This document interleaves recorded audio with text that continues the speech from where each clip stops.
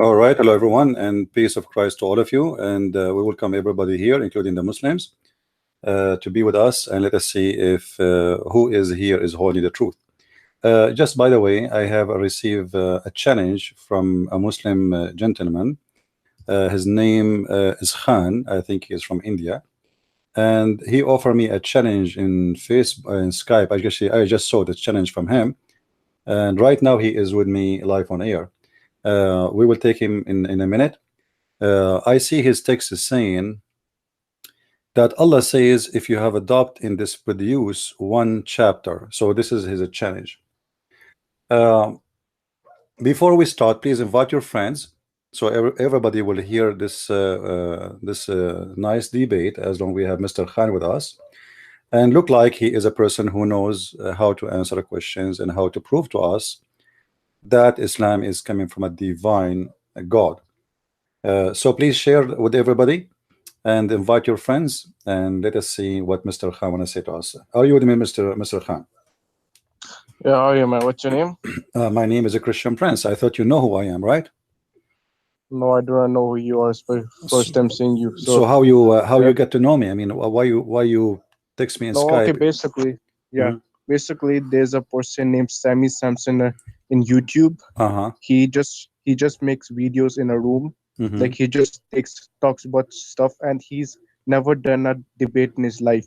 So I wrote in a comment that show up for a debate, show up for an argument, and he doesn't even do any arguments. Then after I got a message from Warrior who was saying come for debate, and he told you your Skype, and I said I accept this challenge. All right. So okay, no problem. You are welcome. You are welcome, Mr. Khan. So how you can prove to me that Allah is a true God? How you can prove that to me? Okay, so first of all, Allah is also mentioned in the Bible. Where? So when you open the gospel, when you open the gospel, it says, it says Eli, Eli. And your God, his name is Eli? Your God, his name is Eli? Where you can find that in the Quran? Oh, okay, isn't Eli and Allah if someone shouts it like no, Jesus Allah is different. No. Allah, so, Allah is something, and Eli is something else. You need to prove it to me. So, what Eli? First of all, Khan. First of all, listen. First of all, Khan. Let me make my point. Khan. Who told you first that even Eli is a name of God? Is Eli is a name of God? Is Eli a name of God? I'm asking you. You started already. You're not letting me make my point. So I will make you make a point, but you just said something funny. Is Eli is a word mean God, or it is a name of God? I'm asking you. I want to learn from you. Khan. You mentioned something. We don't want to jump over. We don't want to jump over it. You see, for me, learn about me. Learn about me. I don't let things go. You say something, I will hold you with it right away. You say something, Khan. I am the kind. If you say something, and I want you to do the same to me. I want you to do the same to me. So I'm asking you now: is Eli is a word mean God, or it is a name of God? Is Eli? Don't jump. Is Eli a word mean God, or it is a name of God? Okay, what's the okay, what did Jesus call God? Tell me. This is not. I'm asking you. Don't change the question now. I'm asking you. Don't change the question. Don't change the question. You mentioned Eli. You mentioned Jesus yourself. You mentioned Jesus yourself. Eli is a word mean. Eli is a word mean God. Eli is a word mean God. It's not a name of God. Now, can you find me the word Eli exists in your Quran? You're giving me a subjective perception, which is not even with the scripture. So tell me, what did Jesus call as God? That's the main question. This is a word mean God. This is a word mean God. Okay, can you show me one translation? Can you show me one translation? It says that the word will you are the one who mentioned something. You have to prove it to me. Where in the Christian Bible it says that the word Eli is a name of God? Where in the Christian Bible it says that the word Eli is a word which is a name of God? Can you show me that? Okay, I'll show you. Okay, show me. I'm listening. It's enough. I'll show you the reference as well.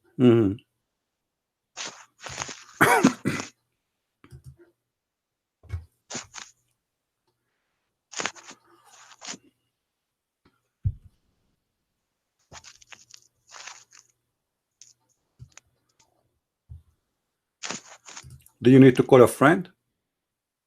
Wait, hold on 1 second.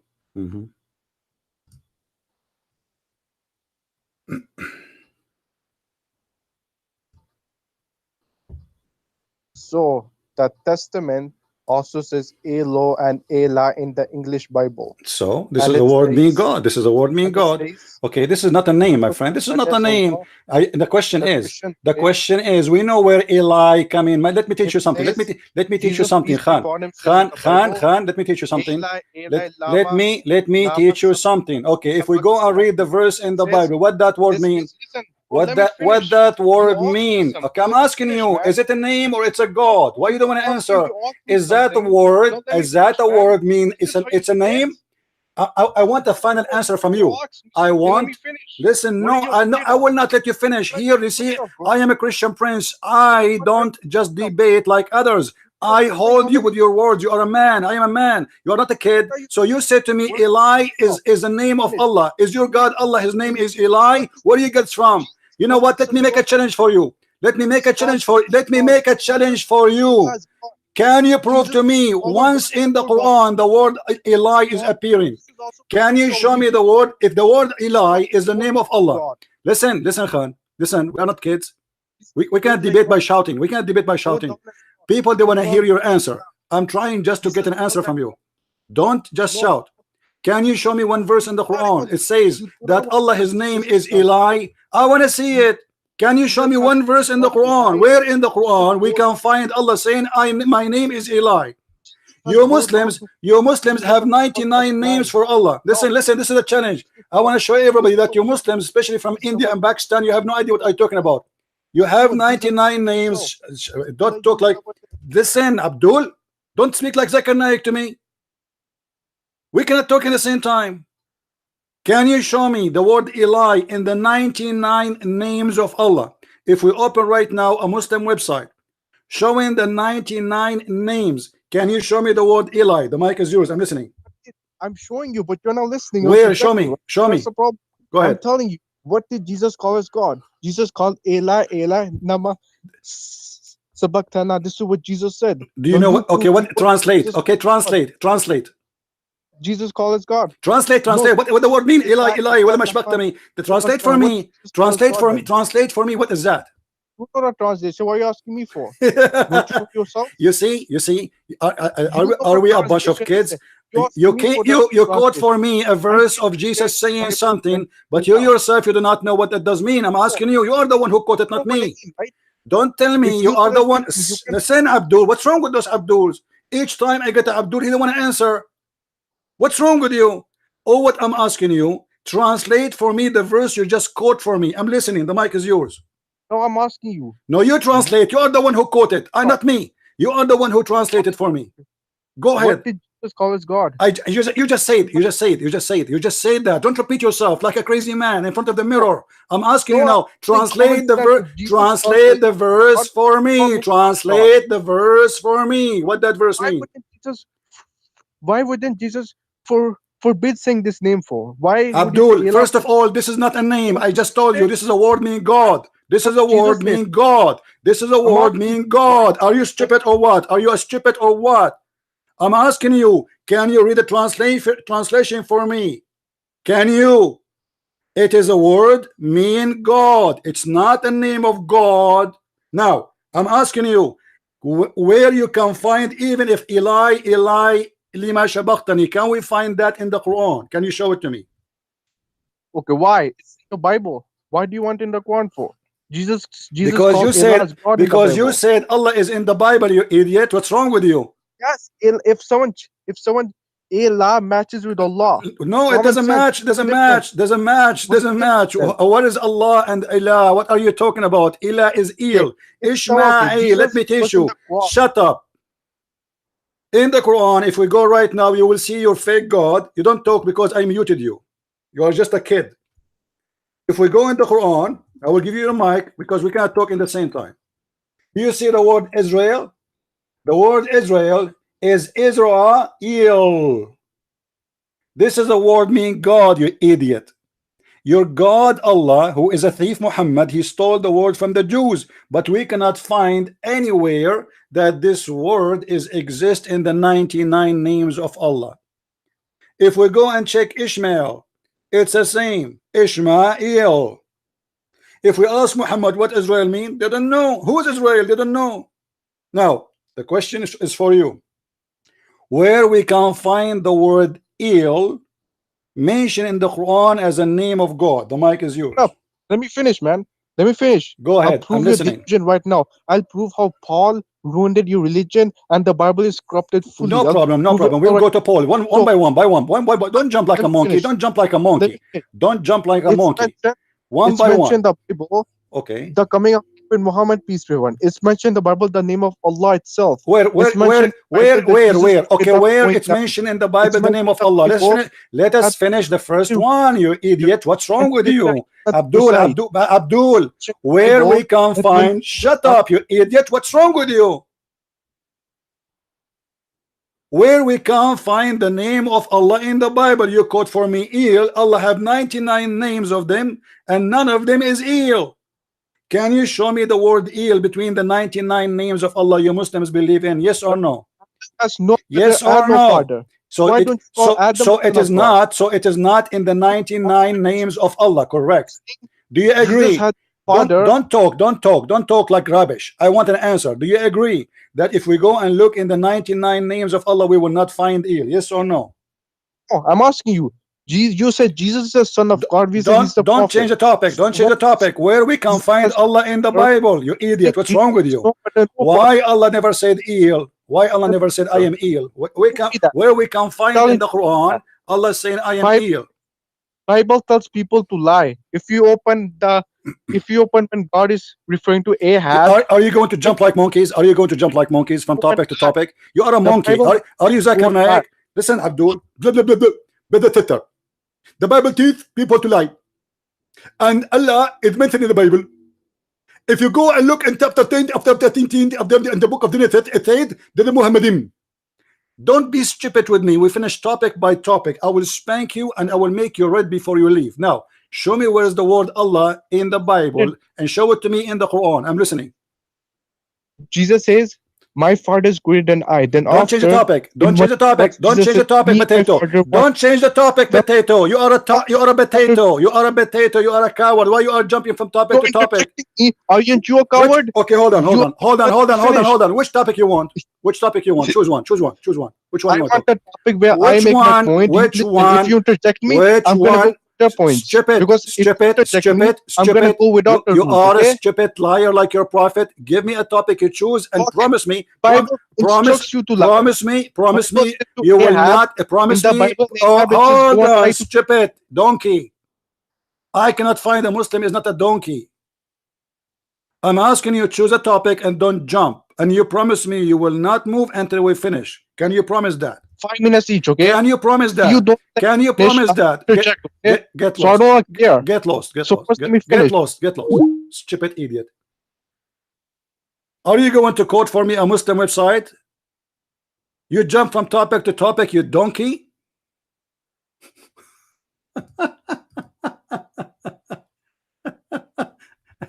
I don't know what.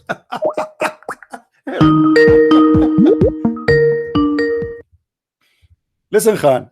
Yeah. Are you a kid or a man? Are you a kid or a man? Are you a kid or a man? Choose a topic. Okay, choose a topic. Okay, the topic is what is the truth, Islam or Christianity? This is the no. Choose a question. If you no problem. You promise me. You will not jump from topic to topic unless we finish the first one. So what is the first? What is the first topic you want to talk about? What is the first topic? Don't stop. Stop, donkey. Stop talking. You are a Britnet with words. I'm not listening. I cannot hear you.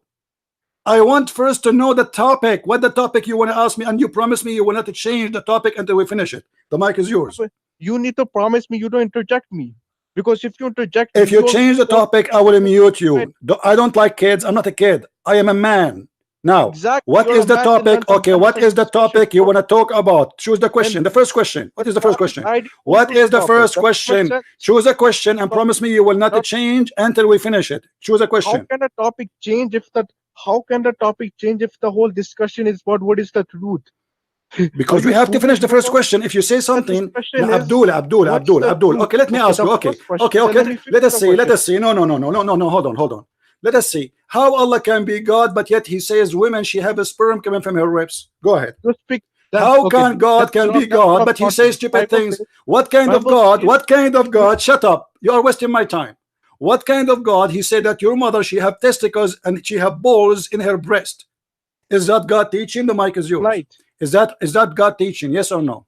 Okay. Bible says. Do you believe?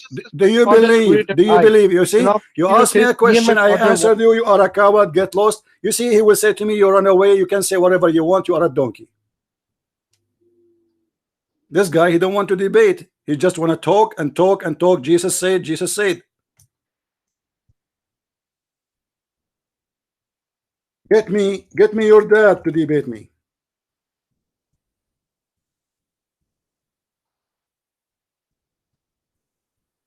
And now you are recorded in YouTube and everybody will laugh at you.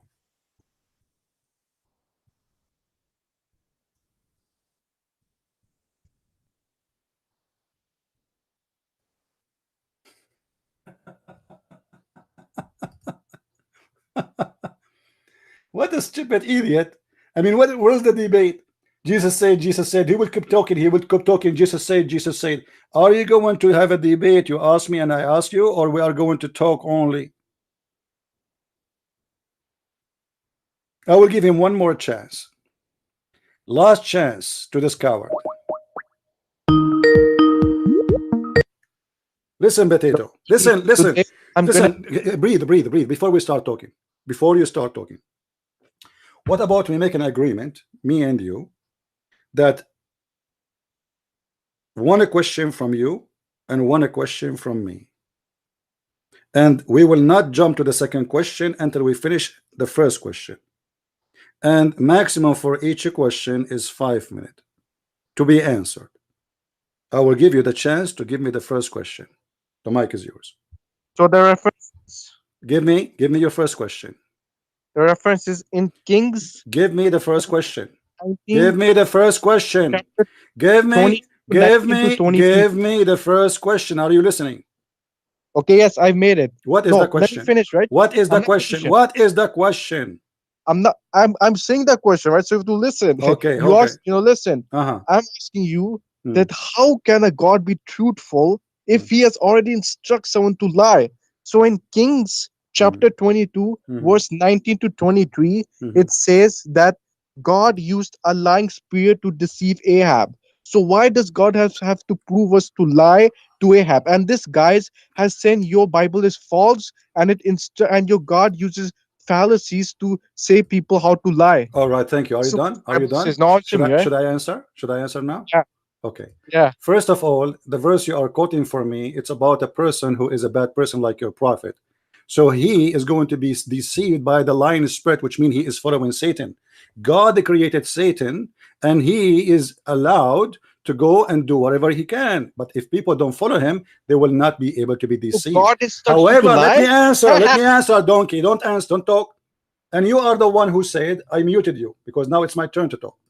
You are the one who said that God who teach people to lie, he cannot be God, and that can be found in the Quran in chapter 3 verse number 28, where Allah he encouraged Muslims to do taqiyya. There's a huge difference between someone he was deceived by the lying spirit, which is the devil, like your prophet, and if you don't follow the devil, he will not be deceived anyway. And someone he claimed to be God, but yet he is teaching the Muslims to lie to their enemies and to lie to their friends and to lie to their family. You're a prophet, he said, you can lie in 3 cases: to your family, which means your wife and your children, to your friends, and to your enemy. So your prophet, according to your words, he is the devil. The mic is yours. I'm listening. What is your reference? I gave you the reference. Chapter 3, okay. Chapter 3 verse number 28. Chapter 3 verse number 28. This is Shia. Chapter 3. Abdul, this is Quran. This is Quran. Tafsir al-Jalalain. Tafsir al-Jalalain is a Sunni. Is a Sunni tafsir. Is not a Shia. Quran is not the book of the Shia. Is Quran the book of Shia? Is the Which Quran? Book are you? Okay. Is the Quran? Maybe any scholar. Imam Shafi, Inafi, Imam Abu Utaymin, that has said that Taqiyya is lying. They've studied all their life. So you need to quote from let me ask you. Is your point? Who would address? Okay. Is Ibn Kathir? Hello. Wait. All the scholars I'm showing you in front of me. Listen. Stop talking. You asked me to show you, right? Al-Jalalain in front of your eyes. He is a Sunni scholar. Yes or no? Who? Al-Jalalain, Tafsir Al-Jalalain. Is he Sunni scholar or not? Oh, which tafsir? Which Tafsir book is Al-Jalalain. that? What's Which wrong book? with you? What's wrong with you? Tafsir Which book Al-Jalalain. is that? The book of Al-Jalalain. It's called Tafsir. This is the name of the book. What hadith is that? Right? That's a book. But what do you mean? What that? hadith? What do you mean hadith? What do you mean hadith? Are you stupid or what? No. Tafsir. Whenever the Prophet has quotes, you have to show me that interpretation of who narrates it. You don't just say Abdul. Okay, hold on. What about Ibn Abbas, the cousin of your prophet, and he is a Muslim Sunni, considered to the Muslim Sunni? What tafsir? Okay, what's the book he has narrated? Tanwir al-Miqbas, Tafsir Ibn Abbas. This is the cousin of your prophet. He is the only one your prophet name as a prophet. The challenge of mankind. My friend, are you don't change the topic. Don't change the topic. You said to me. I'm asking you. I'm clarifying. You're not making any sense. What did he? Listen. Here we go. This is the website in the front of your eyes. I give you the link. Open it and read for me. Tafsir, what is this for? Tell me. Tafsir, it's in front of you. Open it and read it. Wait. Oh, where is this? Not open. It's not here. I gave you the link. I gave you the link.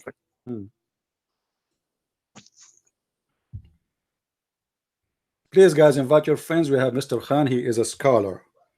He have 10 degrees in Islam and 7 degrees in Christianity and 1 degrees in cooking camel urine. Let us see what he will do now. He will change the topic. How does this prove lying? I've proved to you Matthew. Answer. I answered you. This is God. This is God. Instructed the verse. Don't change the topic. Don't change the topic. You said to me, shut up, you idiot. What's wrong with you? Stupid donkey. And people blame me why I call Muslims donkeys. You said to me, show me where it says that, and show me the tafsir, and now I give it the tafsir, supposedly you will read it. Why you are jumping to Matthew? Read it, and then you can tell me about Matthew. I like to listen about Matthew. But first, I want you to read this, because you are the one who said, the God who teach people to lie is not God. You are the one who said that, not me.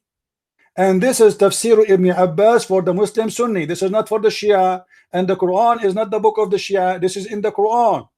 Now I'm listening. The mic is yours. Read for us. This proves nothing for lying. How does it prove it? Read it. Okay, read it for us. Read it. Read it. It never proves someone to lie. How does it prove it? Okay, here we go. Let us see if it says that. It says that the Muslims cannot take the non-Muslims as a friends or protectors unless what? Unless you guard yourself against them. Save yourself from them taking it as weird security. Saving yourself from them by speaking, by speaking in a friendly way toward them while your heart dislike this. So you speak to me in a friendly way, but your heart you hate me. Why you do that? Yes, because you're a liar. You're a liar. That's why. So you guys, did you hear it? Did you hear it? Because I am a liar, he is allowed to lie to me? Bible, your Bible is the biggest taqiyya in the world. You know how? Because this book instructs to lie to Ahad. This is the biggest taqiyya ever. I answer you. Exactly. I answer you. Okay, what about your prophet saying they can lie to your wife? What does that mean? Okay, where? Show me the hadith. Show me the interpretation. Show me the 4 schools of thought. Show me that challenge. Oh, for a school of thoughts. Yeah, they have studied all the lives. All right. Hold on. The Bible. Hold on. Hold your horses. Okay. Bro, this is the hadith in the front of me. It says that the prophet has stopped talking. Stop talking. Breathe. Here we go. This is your prophet. Can you see that? Can you see YouTube with me? Can you see YouTube? I want you to look at YouTube, please, so you can see the screen with me and you can read. This is your prophet. I'm just discussing. I don't believe in false channels like yours. What channel? What channel? I'm not showing you any channel. I'm showing you the hadith. Yeah, okay, I'm showing you the hadith. So what are you talking about? What are you talking about? Listen. I'm talking about you are saying the prophet instructs us to lie. All right. Show me proof where it's written. I'm showing you. Here we go. Read with me. Yeah. Read with me. You read it. Okay, where is it? 1 second. Read with me. Send it on Skype. It is not lawful to lie except in 3 cases. Who said that? The Messenger of Allah. Jami'ut Turmudi. The hadith is Sahih. And this is the link. What's the three cases? Open and read. Open and read. Here we go. This is the link. What's the three cases? Open and read. Does it say that your prophet, he said you can lie to your wife, you can lie during the war, and you can lie to between people, which means between your friends? Okay. What do the four schools of thought who've studied all their You life? Tell me. Don't tell me what the school of thought. You tell me this is Muslim Sunni. You tell me, okay, show me Abdul, what the Muslim school of thought said about this. Show me. No. Show you what? You are the one who answer me now. It's your turn to answer me. I did hit you with my question. Now you show me the school of thought, what they said about this. Show me which school of thought you want. Choose whatever you wish and show me. Let us love together. I will make you the joke of everybody. I will make you today the joke of everybody in YouTube. You are recorded and this video will spread all over. Answer me. What is the school of thought? Don't change the topic. Listen. Don't change the topic. Show me the school of thought. No, I insist. No, I insist. You are the one who mentioned the school of thought. I insist. I want the school of thought. I want the school of thought. I want the school of thought. I want the school of thought. I want the school of thought. I will not let you go without showing me, because the school of thought will make you shish kebab. You are the one who said what the school of thought showed about this. Why you don't want to show me? Show me so we can laugh together. The mic is yours. This word. Show me the school of thought, you donkey. You are the one who asked for it. You are the one who asked for it. You donkey. You donkey. You are stupid. You are stupid. You say things you don't mean. Do you mean it really when you said to me school of thought? Did you mean it? Did you mean it? Did you mean it when you said that to me, or you don't mean it? Please her. What? What's it again? You have shown me this hadith where it says something the man tells his wife to please her. So tell me, what interpretation is this? You tell me that. You tell me, what does that mean? You tell me that. What? Tell me. Tell me what does that mean? The wife, she will ask you. The wife, she will ask you, did you marry additional women? You will say, no, honey, I did not marry additional women. You are the only woman I have. Okay, this is a lie or not? No, you tell me. I just told you. I can show you the fatwa. I can show you the fatwa that a Muslim, he can lie to his wife in any purpose he wish, even including marriage. What is this? Show me. Show you what? I just showed you here. You want me to show you the fatwa? Yeah, show me. I challenge you. Show me. All right. So if I show you, what you will do? You promise me to open the camera and do the monkey dance? No. Why? Why not? Why not? Burning hell. So there's also a challenge by Allah after this. Okay, hold on. Let me search for the fatwa and I'll show it to you. Hold on. Yes. Yeah, prove me that. Okay, hold on. Yeah. And tell me about the man, he is lying between the people until I find you the fatwa.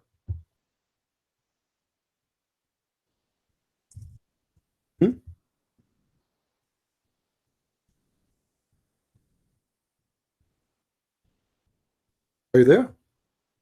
Yeah, speak.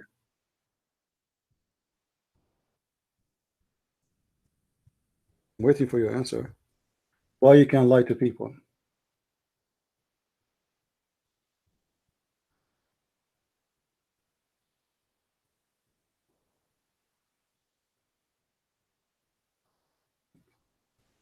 I'm waiting. Yeah. Bro. Yeah. Yes. What do the four schools of thought mention in this? Bring me. You are the one who has to mention it, because you are the one who taught me about it. Yeah, I just learned about this from you.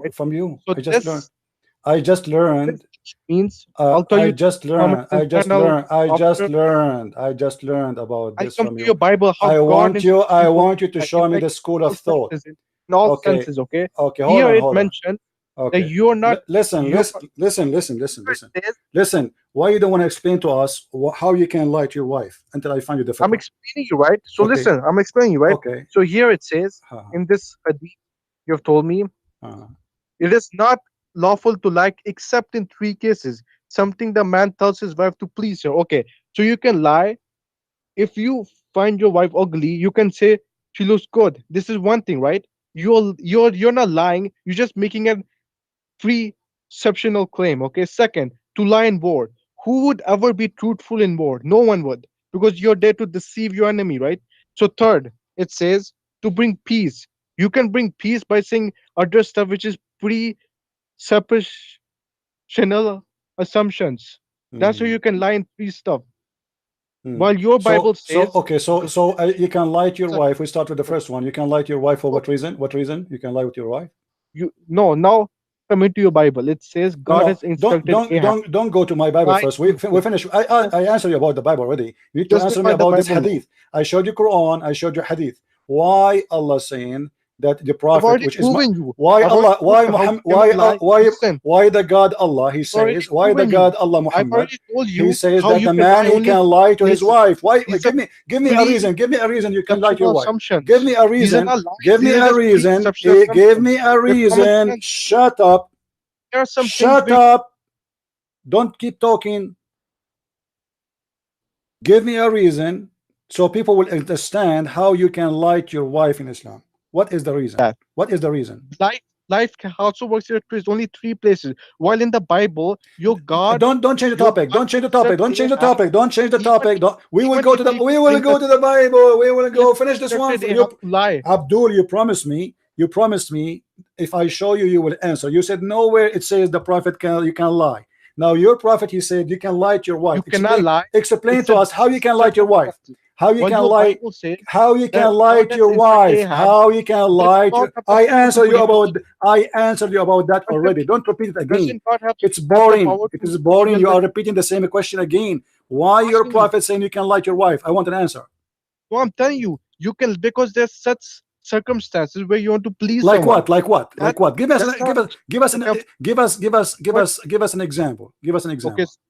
For example, your wife makes food, right? You don't like the food, but you're saying it's good.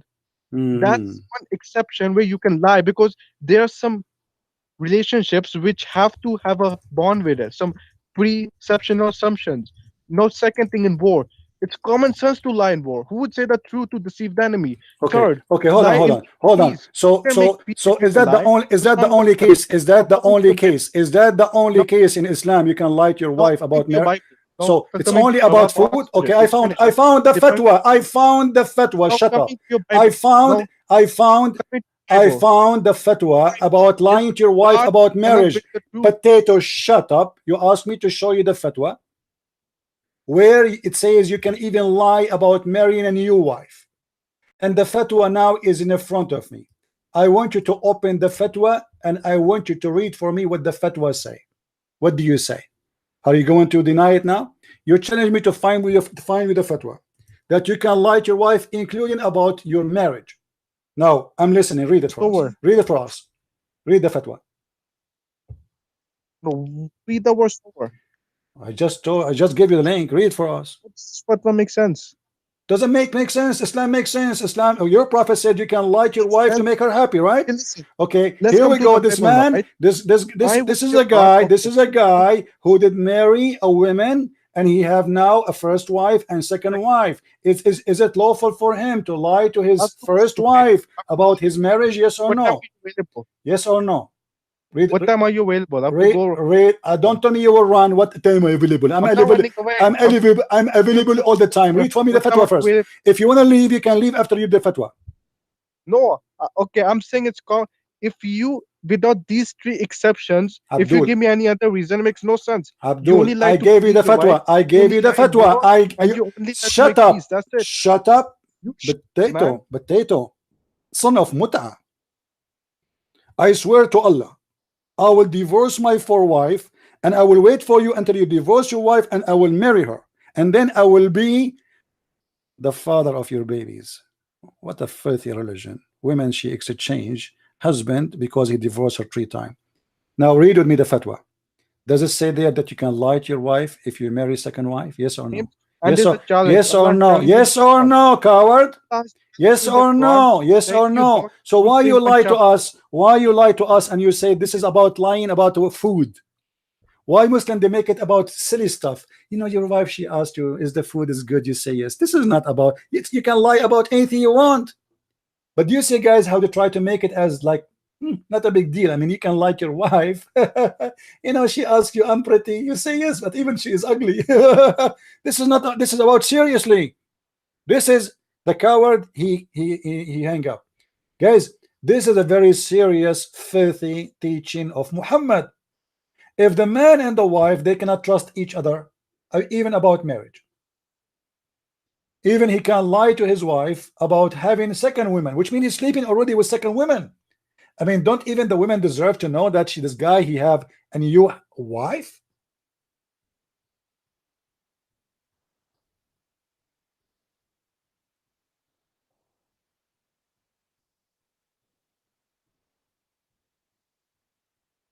What's wrong with you? What kind of religion allowed in the man to lie even about his marriage? This is why the coward he run away. Which time you are available? You know, those people, they think they can say things to me and they can get away with it. This is you cannot do that with a Christian Prince. You cannot do that with me.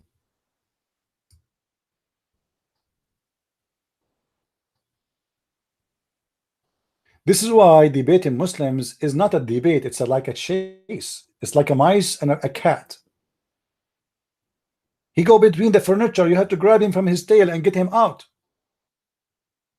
He opened a topic. Now he's sorry for mentioning this topic. And this is why he want to keep talking about something else. You see what they do, what the Muslims do. They ask you a question. You start answering the question. Before you finish the question answering, they give you a second question because he don't want you to breathe, because he's afraid you will ask him a question. You know what I mean? The point of like speaking so fast to the point he will not let you even talk because he's afraid that you might hit him with the question. So he want to go fast, the Bible, and then he says, and then it says, and how come the blood Jesus? He jumped from place to place because he don't want you to hold him from his stupidity. You cannot do that with the Christian Prince. What he accused us with, it is the teaching of his God. And the teaching, you see, what he quote for us from the Bible is about a bad person who is following Satan anyway. God, he created Satan, but he did not create him in Christianity as Satan. He created him as an angel. He disobeyed God and he choose willingly, not like in Islam. Shaitan in Islam is a victim of Allah. Allah made him shaitan.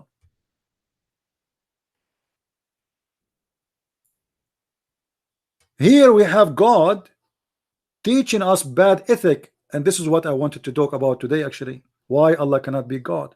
This is bad ethic. This is the most important thing, to reject Islam religion, to reject Muhammad as a prophet, and to reject the false God, the pagan God, Allah as God. What kind of God he teach you and teach your wife? Because let me ask the Muslim question. Can the man only lie to his wife, or the wife can lie to her husband? You know what I mean, guys? The Muslim, they will say to you, oh, the wife, she can lie to her husband too. I mean, what kind of marriage this marriage is? The base of any society is the family. If the family is corrupt and based on lying to each other, what kind of society this society is?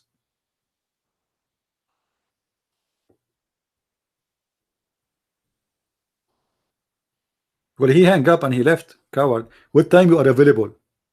What do you mean what time you are available? I'm here. Did I tell you I'm leaving? What time you are available?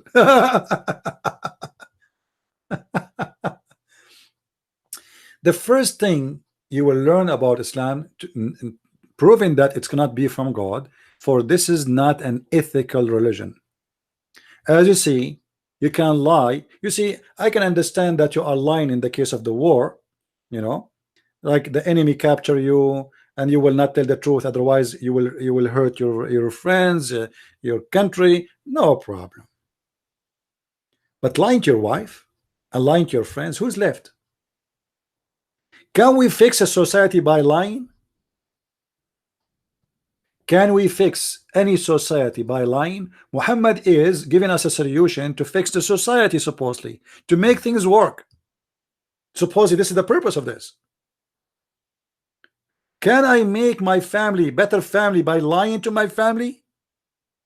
What's wrong if my wife, she made a food is not tasty, I say to her, oh, too much salt? What's wrong with that? Because if you lie now, tomorrow she will make the same cooking the same way, and you will eat the same shit. Excuse me.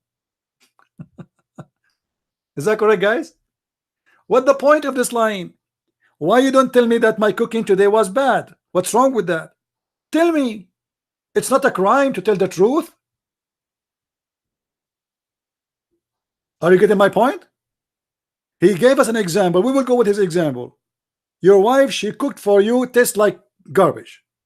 Honey, do you like my cooking? Oh yeah, yeah, sure, lovely, yummy, yummy. Man, and like inside you say, what the heck? This is tastes like shit. Excuse my language. She will do it the same second day for you because you just said it's so yummy. I mean, how? What a stupid answer. How you can fix life by lying? You know the what Jesus says about lying. He said, "Lie, all lies is from the devil. All lies. There's no good lies. There's no good lies. Lies is a lie. In Islam, Muhammad, he is teaching us that those are good lies. And what is the good lies? Is to lie to your wife to please her. And this is why we see a fatwa that a man, he can lie to his wife if he have a second wife and the third wife, which means he lied to the first one, he lied to the second one, he lied to all of them. He will tell each one of them that she is the only wife he have, but in fact he is sleeping with 4.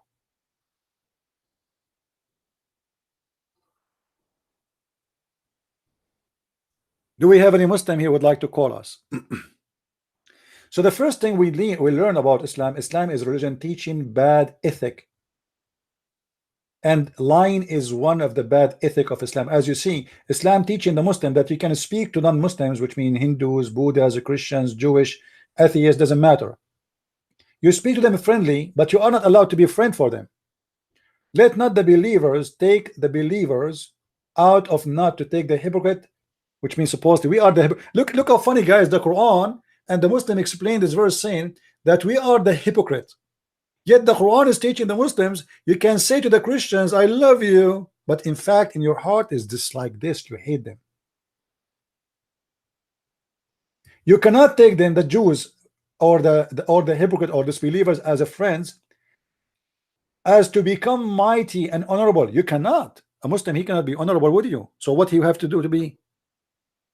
You see, even he cannot be noble with you. He have to be trashy. He have to be a scam. He have to be a gang. He have to be a rapist. He cannot be honorable with you. It's forbidden in Islam. In a preference to the believers who are sincere. What does that mean? If a believer, he is sincere to take non-Muslim as a friend, look what Allah says about him. Who does that, which means he take you as a friend for real, seeking might and honor by taking the hypocrites and disbelievers as a friends, he has no connection with Allah. Do you believe it? This is why you see some false people who teach about Islam, like James White, who claim that he is a person who have knowledge about Islam. He says to you, there's many Muslims don't want to kill us and they don't want to hate us. So this, they are practicing taqiyya, you idiot. If a Muslim, he mean really to be friendly to you, if he mean it, it says in the front of us that if he mean it, he has no connection with Allah, which means he is not a Muslim no more.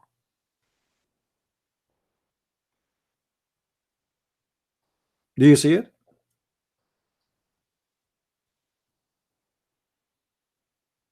Who is a wonderful Muslim here would like to call us? To be honest with you, when a Muslim he called me, I feel like I'm afraid. I feel like, oh boy. What the school of thought they said about this school of thought? I love it when a Muslim he speak a language he himself do not understand.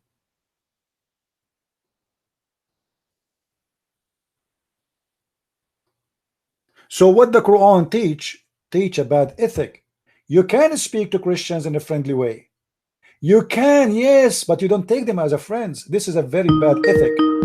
This is not a teaching from God. Hello? Hold on a second, please.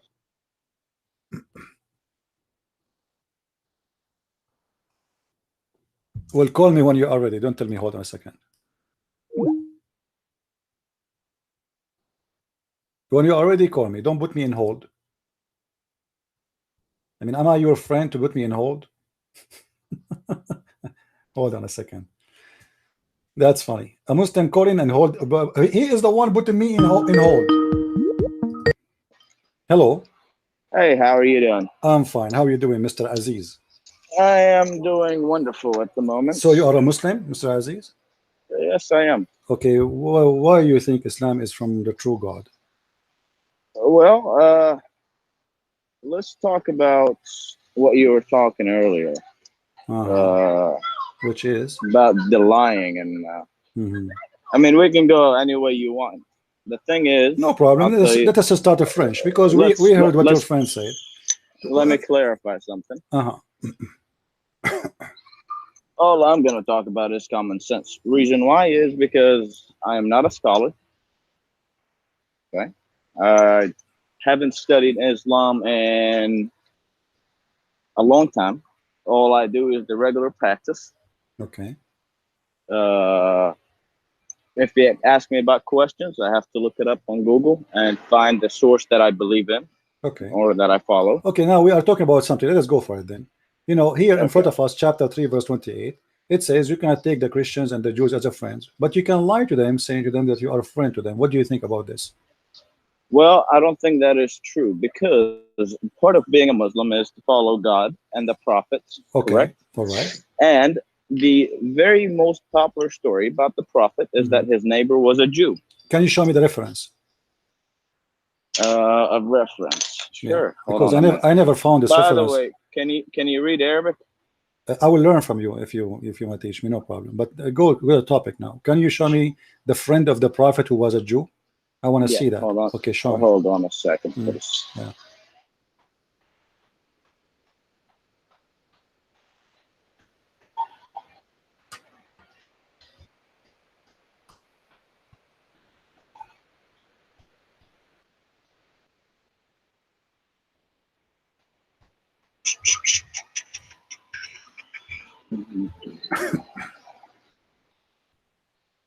Okay. Should I give you the thing is should I just send you a link on you can show Skype? you can show me a link so we can show it to everybody in the screen, no problem. All right.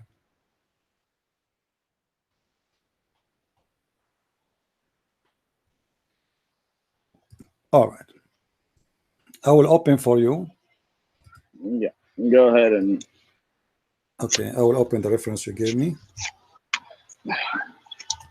By the way, my reference is I learned it in 2 different schools, and that's back when I was a little child. Yeah. And 2 different countries. Okay, but as I know, the reference you gave me is not a reference. Is that a reference, really? I don't know. What do you mean by a reference? You gave me a link. What is the reference for the story of the Jew? Hold on. And the prophet at their own school of learning aimed they would recite and worship, educate themselves. There is no compulsion in religion. Well, I thought you want to tell me the reference about the Jew, because that reference, my friend, is a lie. Do you know that? The Muslims, how can it be a lie? Well, it's a lie. Give me the reference then. It's a lie. Give me the reference. I will give you 10 years to find the reference about that story. What do you say? Well, it is in the Sirah of Muhammad. Show it to me. Do you really want to read the Sirah of Muhammad? My friend, we are here to. You said to me, you are the one who said to me. That's what I'm asking. Aziz, you are the one who said to me, I am not a scholar, but I have a common sense. And now you mentioned to me common sense. You said to me, there's a story. There is a story. Then you need to show me the story. What I know about this story is a fabrication. There's no reference of it. Okay, well then there's no point. There's no point to mention it. Then don't go there. Then you win the point. Okay, no problem. Then you said to me that there is a verse in the Quran that says there's no compulsion in Islam, correct? Okay, what this verse is about? What chapter? What verse? That's what it says in the source. Where? What chapter? You are reading for me, right? Chapter 2. Just to be sure, we are reading the same thing. It says, let's see. Let me go in there. chapter 2, ayah 256. Correct. Okay. But this verse, my friend, is about the opposite. It's about a group of people don't want to allow their children to convert to Islam. So the Prophet, he said, you cannot force them not to convert to Islam. This is not about forcing people not to convert to Islam. It's about forcing people not to accept Islam. Which means if you are a Christian and you have a son who want to convert to Islam, Muhammad saying to him, you cannot force your children into a religion he don't want. But the Prophet, he said, the one who changed his religion, kill him. Is that correct? That is correct. Okay. Yeah. So that means this verse doesn't go for the Muslims. This verse must be about something else. Because if you change your religion, you are going to be killed. So here, some of those people. Okay, my friend. I don't want to interrupt. Yeah. Go ahead. You see, you said you speak Arabic, right? And this is Tafsir Ibn Abbas. There is no conclusion in religion. No one from among the people of the book and the pagans should be recorded to believe in the divine of the oneness of Allah after the Arab embrace Islam. So this is revealed about a bunch of people who they are not letting their children to convert to Islam. So Muhammad, he said to them, you cannot force people not to convert to Islam, but you just agreed that if somebody decide to leave Islam, he will be killed. So how does verse fit with the agreement that Muhammad will kill anyone leave Islam? That's mean you will be forced to stay as a Muslim. So this verse have nothing to do with what you said, and the interpretation of the verse proving that this is about a group of people. They are not allowing their children to convert to Islam. Who Muhammad, he said to them, oh, you cannot do that. You cannot. You force not your children not to join a religion. We cannot. There is no enforcement on them. But so may I speak now? For example, you're a Christian, correct? I can't force you to become a Muslim. That's not true. That's true. I can't force you to become a Muslim. Okay, read for me chapter 9, verse 29 then. I can't read. I'm working at the moment. Okay. But do you know what verse? Do you know what chapter? Do you know what chapter 9, verse number 29 says, Mr. Aziz? No, I don't. Okay. Let me help you. I don't remember. No problem. No problem. You are an Arab, as I understand, correct? Yes, I am. All right. You know Ibn Kathir, correct? Ibn Kathir? Yes. Yes, I've heard of him. Is he trustworthy for you, or he is not? I don't know who he is. I've heard of him, but I don't know who he is. Which scholar you agree with? Which scholar is yours? Your favorite? I don't have a favorite. You have to give me something. Then should we go to Ibn Kathir then? Just look up whatever you want. Okay, no problem. You see, I'm just trying to help you. You see, in your statement. Okay, you said we cannot force you to convert to Islam. This is not what the Quran says. In chapter 9, verse number 29, it says that Allah, he ordered the Muslims to fight and to kill the Christians and the Jews unless they pay jizya or they convert to Islam. And this jizya have to be done with humiliation and have to be subdued, disgraced. Read with me carefully. I don't know if you can see my screen. Can you see my screen, my friend? I can't. No, actually. Okay, let me give you a link. Is that okay? Okay, go ahead. I give you a link. Yeah, that's fine. Okay, you can open it from your side, I guess, right? Yeah, I can, because I'm calling from my phone. So yeah, I can. Can you open it for me and read for me, please? Yeah, hold on a second. Go down where it says the order to fight people of the scriptures until they give the jizya. Let's see.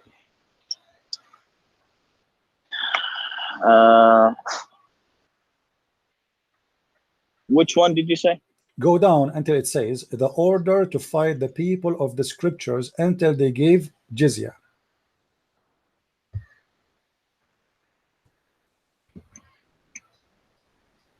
Okay.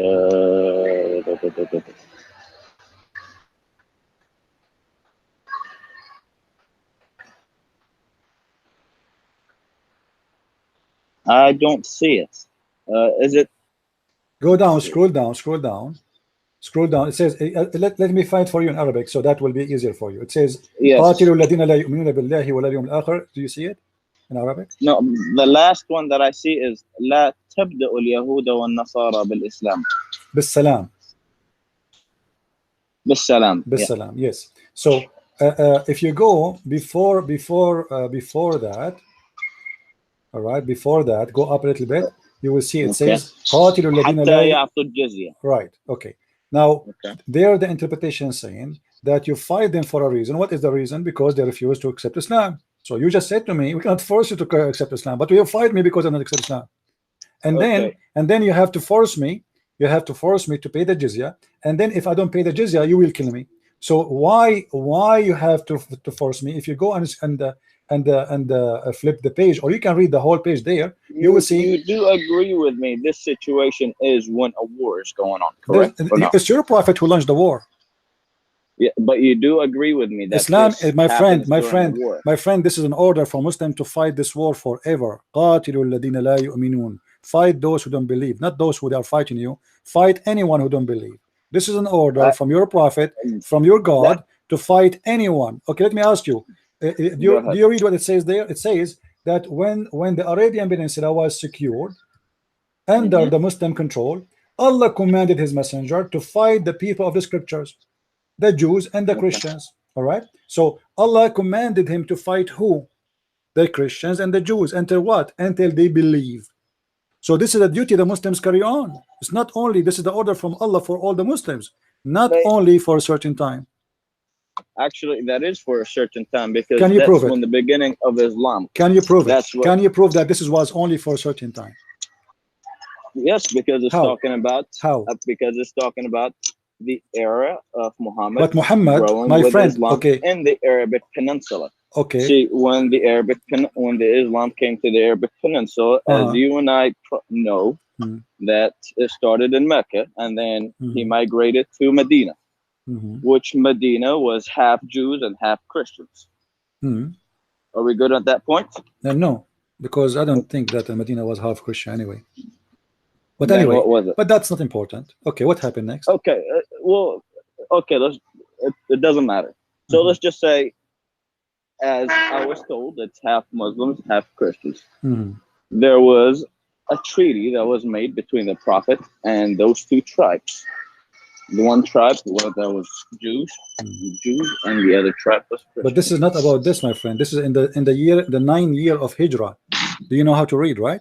It says in the 9th year of Hijrah. This is all is over now, and Muhammad decided to kill the Christians who are out of the Arabian Peninsula. He is done. He killed all the Christians. He killed all the Jews in the Arabian Peninsula. Read with me carefully. Yeah, it says. Read carefully, Abdul, my friend. Read carefully. Arabian Peninsula was secured under the Muslim control, which means there's nobody there except Muslims. Allah commanded His messenger to fight the people of the scriptures, the Jews and the Christians. On the 9th year of the Hijrah, He prepared an army to fight the Roman. Is that the first one? Yeah, well, it's in front of you. The same page. The Roman. There's no Roman in the Arabian Peninsula. There is no Roman in the Arabian Peninsula. Why your prophet? Why your prophet when attacked the Roman? The Roman. Yeah, it says here. As we all know, there was 3 empires back then: the Roman, the Persian, and then the Muslim. I don't care. Why he want to attack the Roman? Because the Romans took Jerusalem. Took it from whom? Took it from whom? But your prophet took it from those people that are there. From who? Who are they? Those people who are there? They are Jews. Are you sure? Or Banu Israel. Okay, but as I know, your God Allah, He praised the Roman and He believed they are good people. Of course, God is not gonna disgrace a human He created. My friend, you are saying He want to fight the Roman. He want to fight the Roman, but Allah, He called the Roman believers, and He called them a great people in the Quran. If you go to chapter 3, the Quran says that, my friend, listen, that's not to jump. You said that because the Roman, they took Jerusalem, that the Roman, they are in Jerusalem for the last 400, 500 years. So nothing new. Okay, so why now He want to attack the Roman? Why? Well, you know, what the problem? And the Quran in chapter 30, there's a chapter, it's called the chapter of Rum. You heard of it? A Rum? What is it? What is it? The chapter of the Roman. Yeah, a Rum, which means the Roman. So there's a chapter have their names. Allah, He called the Roman as a good believers. So how Allah want to fight the Roman who they are good believers? How Allah wants to fight the Romans? Yeah, if they are, if He is praising them and He promised them victory, why Allah promised him victory? Okay, well, here I'll tell you why. Why? So, as you probably do know, we do respect the prophets that God sent. and Isa, which is Jesus, is one of them. Now, when Isa traveled from Egypt to Jerusalem, that's where we believe that the Bible was fabricated, and that's why what does have to do with my topic, my friend? My topic is this. You're going so far. I'm asking you why the prophet, giving you the reasons. Why the prophet attacked the Roman? Because the Romans changed or fabricated the Bible, and there was. But you're a prophet, my friend. The Roman have nothing to do with this for a very simple reason. Your God approving them as believers in the time of Muhammad, not after. Chapter 30 in the Quran was given to Muhammad during his lifetime, and the Roman already are Christians. Read with me what the Quran says. The Roman has been defeated in the land close by they, even after this defeat of there will be soon victorious within a few years with Allah in decision in the past, in the future, and on the day that the shall believer rejoice. So he called them as believers who rejoice victory. So how you are saying to me the Roman, they are the one who corrupt the Bible, and Allah, he called them as believers who rejoice victory soon. So who is the Jesus that made the golden? Don't my friend, don't change topic. The Quran, I'm not changing the topic. Okay, the Quran is calling the Roman, the Quran calling the Roman believers. How they are people who changed the Bible, but yet Allah, he called them believers. Okay, they're believers because they believed in a book that God has revealed. But you just said they changed the Bible. That is wrong book. They cannot be. You cannot be a believer if you believe in the book of the devil. Are you? Okay, so you can't believe in a book that is written by the devil. That is correct. Yes. So then God should not call you a believer in the true God if you believe. Like for me, my God is Jesus. Is that will make me a believer or will make me a kafir? The Quran says we are kuffar. That is correct. Okay, so how the Quran called the Roman as believers? Because God said that the Romans are disbelievers because they believe that Jesus is a God, and says that But he called them believers. He did not call them pagans. The Quran called the Christians pagans, kuffar. Yes. And so why he is happy? He's saying those Roman, they will be victorious and the believers will rejoice. Why he's happy for them to be victorious? If Muhammad, he want to kill them all, and the Romans should be killed for changing the Bible. So why Allah saying, oh, they will be, don't worry, be happy, they will be victorious and the believers will rejoice? 1 second, please.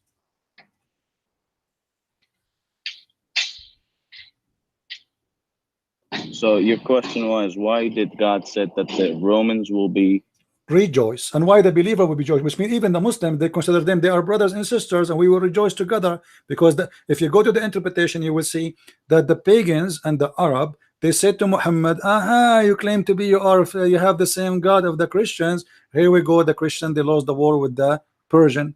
So Muhammad, he got them a verse back saying, no, hold on, those believers will rejoice victory soon again. So why Muhammad in a few years after he himself, he want to kill them? Doesn't make sense. I'm not understanding, my friend. Here he is promising the Roman victory, and he is going to celebrate with them victory. The believers will rejoice, including the Muslims will rejoice. Rejoice what? Rejoice the victory of the Roman. So how the Roman are pagans and they are bad, and yet you will rejoice with them the victory? Because like I said, Muhammad said that he promised the believers winning against the Romans.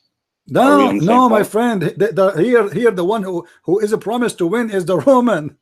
The Roman. This is the Romans are promised to win. My friend, you are not listening.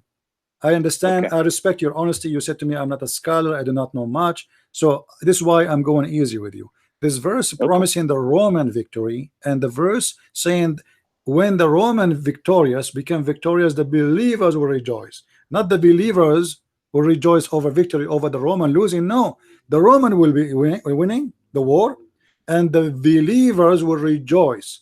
So Allah here is speaking good of the Roman. So how they are the one who changed the Bible, yet Allah will give them victory, and the believers will rejoice for the believer Christians. They had victory. Just 1 second, please. I have a customer. He's gone. Where is he? Yeah. Oh, okay. Thank you.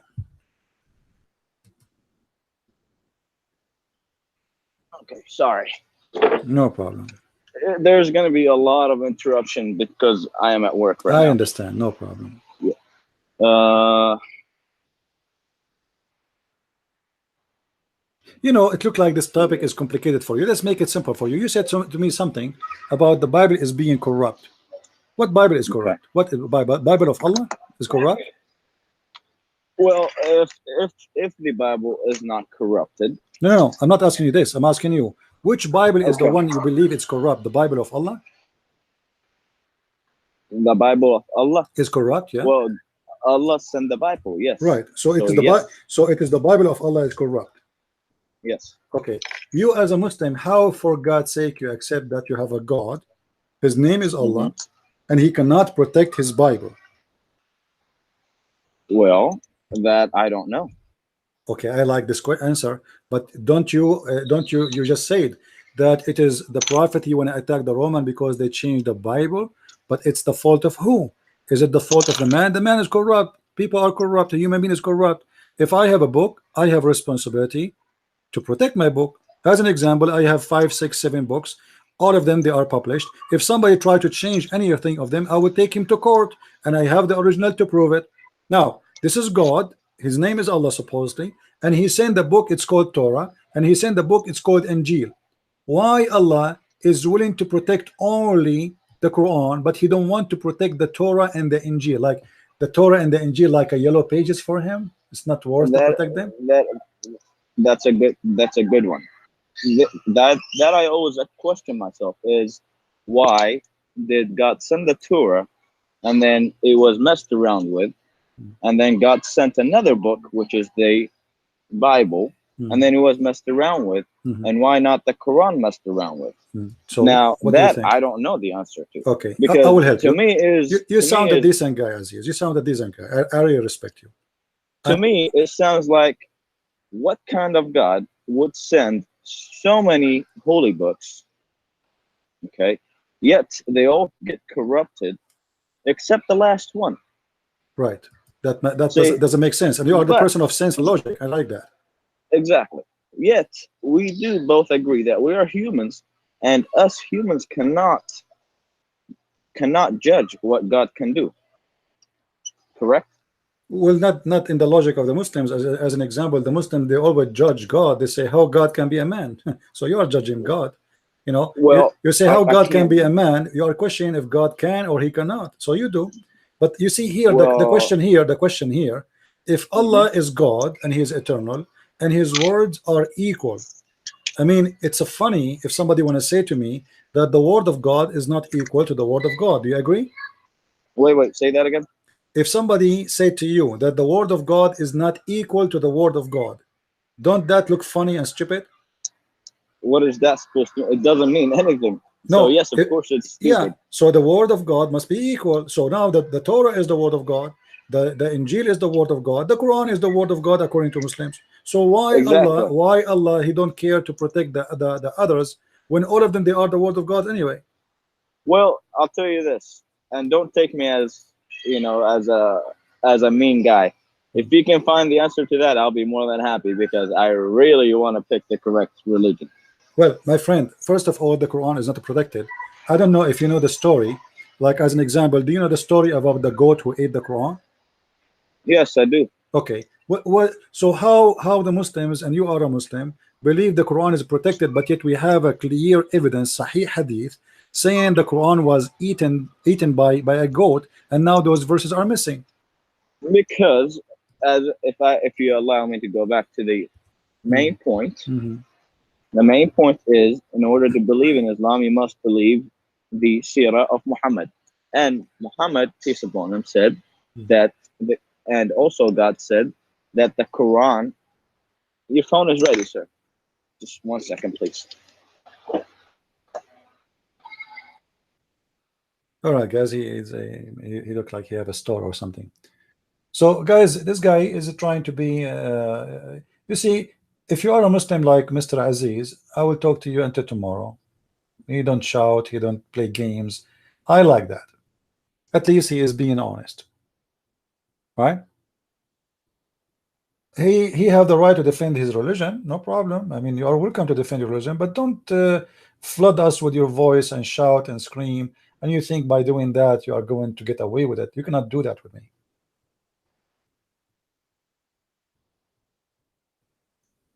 He said that he don't understand really how Allah don't, or what, he will not protect the Torah and he will not protect the gospel. This guy is in his way to leave Islam. Just wait. He just admitted that there is something fishy here. Allah, he sent 124,000 prophet, yet only the Quran he want to protect, which means there's 124,000 books are gone.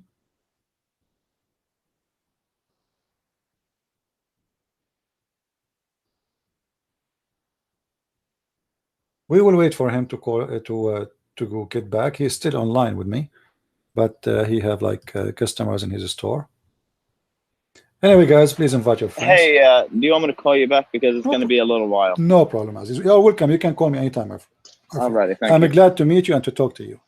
Thank you. You're welcome. Take care. Guys, the lie which Muslims they believe in, that the Quran is protected. Here we go in front of you. This is the wife of the Prophet, is speaking about a goat who ate the Quran, and now there's many verses in the Quran, chapters are missing. Where we can find the stoning to death verse? It's gone. Where is the protection? According to the scholars, according to Umar ibn Khattab, who is a companion of Muhammad, who Allah himself, he took Quran from him, the Quran was 1,025,000 letter, which mean 1,025,000. What is left now is less than 270,000 letter, which mean more than 80% of the Quran is eaten by the goat. It's not really a verse or a chapter or two. Look like this goat, she was hungry, and trust me, a goat, she can eat the whole book easy. I don't know if you ever see a goat. They eat anything. They eat papers, they eat plastic, they eat anything. Any one of you saw goats? They eat anything in their way. Anything. This is why, you know, actually, even the word goat, I think they call it goat because she eat anything. This is why they can survive easy. You know, you can take a goat to the desert, and this is why people of the desert, they have goats. They don't have really sheep, because sheep, they need water a lot. They need the grass. They need certain kind of food. When the goat, she can eat anything. What they call those things, like the plant who have needles, which nobody can eat. The goat can eat it easy. She chew it, she eat it as if it's like falafel. So they have a special build to survive a very tough weather. They can climb the mountains. You know, they can live in a cold area. They can live in a very harsh area, a desert area. They can survive easy. So the Quran is protected, is a big fat lie. Allah, he could not even stop a goat. Okay, the goat ate the Quran. Where is the verses now? According to this hadith, there's verses about stoning to death. Stoning to death. All right.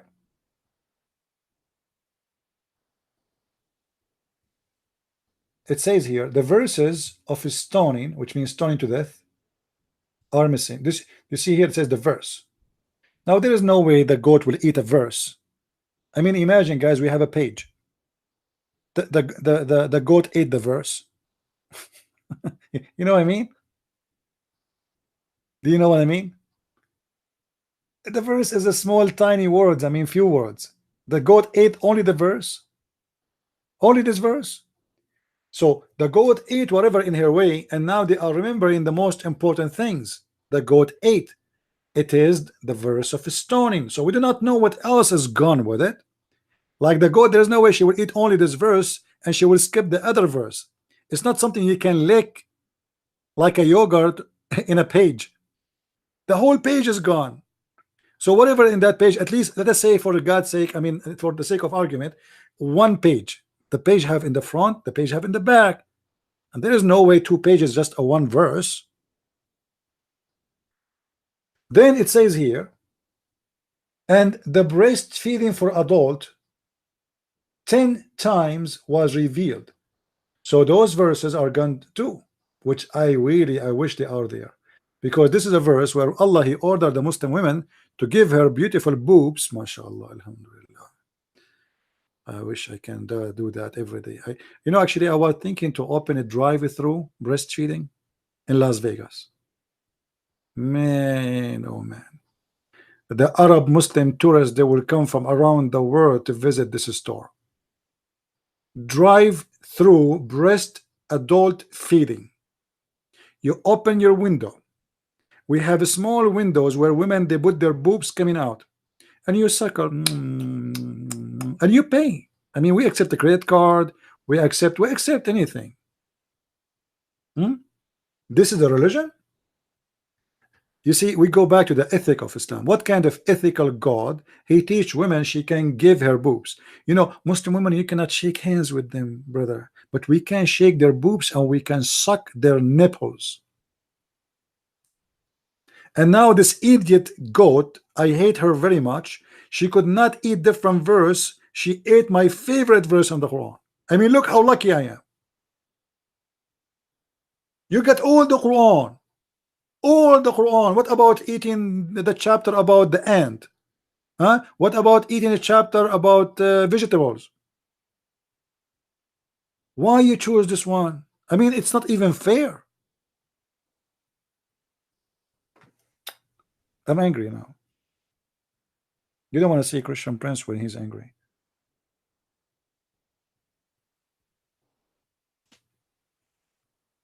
Do we have any Muslim would like to give us a call?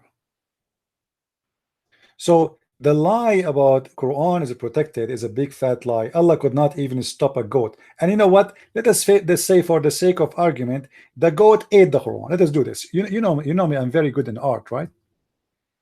You know me. I'm an artist by birth. You know, when my mom, she gave birth to me, they found the pen and the paint brush in my hand. You believe it? Yeah, I don't know where I get them from, but they found it in my hand. It's a true story. You can find it in Sahih Bukhari. So if we go and we say that there was a goat, this is a goat.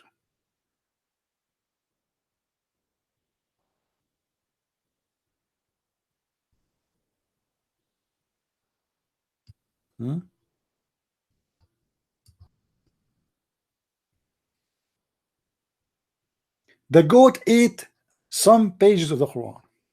Yummy, yummy. This is the Quran. Oh, he's calling back. Hello? Hello, how are you? Yes, Aziz, how are you? Sorry, it's no problem, no problem. It's a hectic day. You got to reach the American dream by working every day. Yeah, good for you, good for you.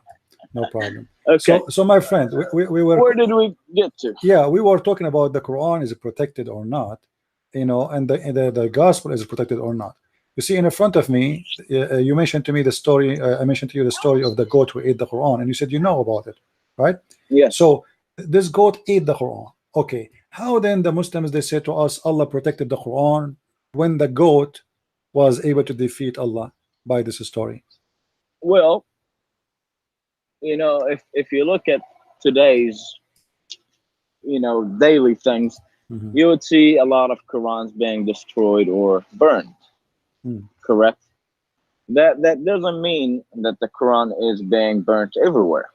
Are we on the same point? Yeah, but this is nothing to do with my topic. Yeah, so this is not today, and this is not the topic of where the Quran first got printed.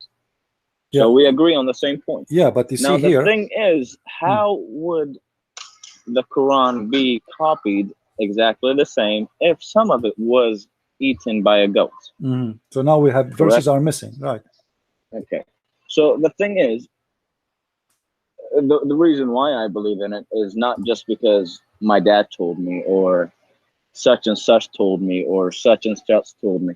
It's because I studied Arabic, and I am glad the fact that I'm fluent in Arabic. the fact that no human being can put words in Arabic together to be that perfect. The second thing is, God said that the Quran is not just saved through the book or the copy, but it's saved through, how do you say, memorized through the memories of Muhammad and his Okay, that's wonderful. So friends. so now we can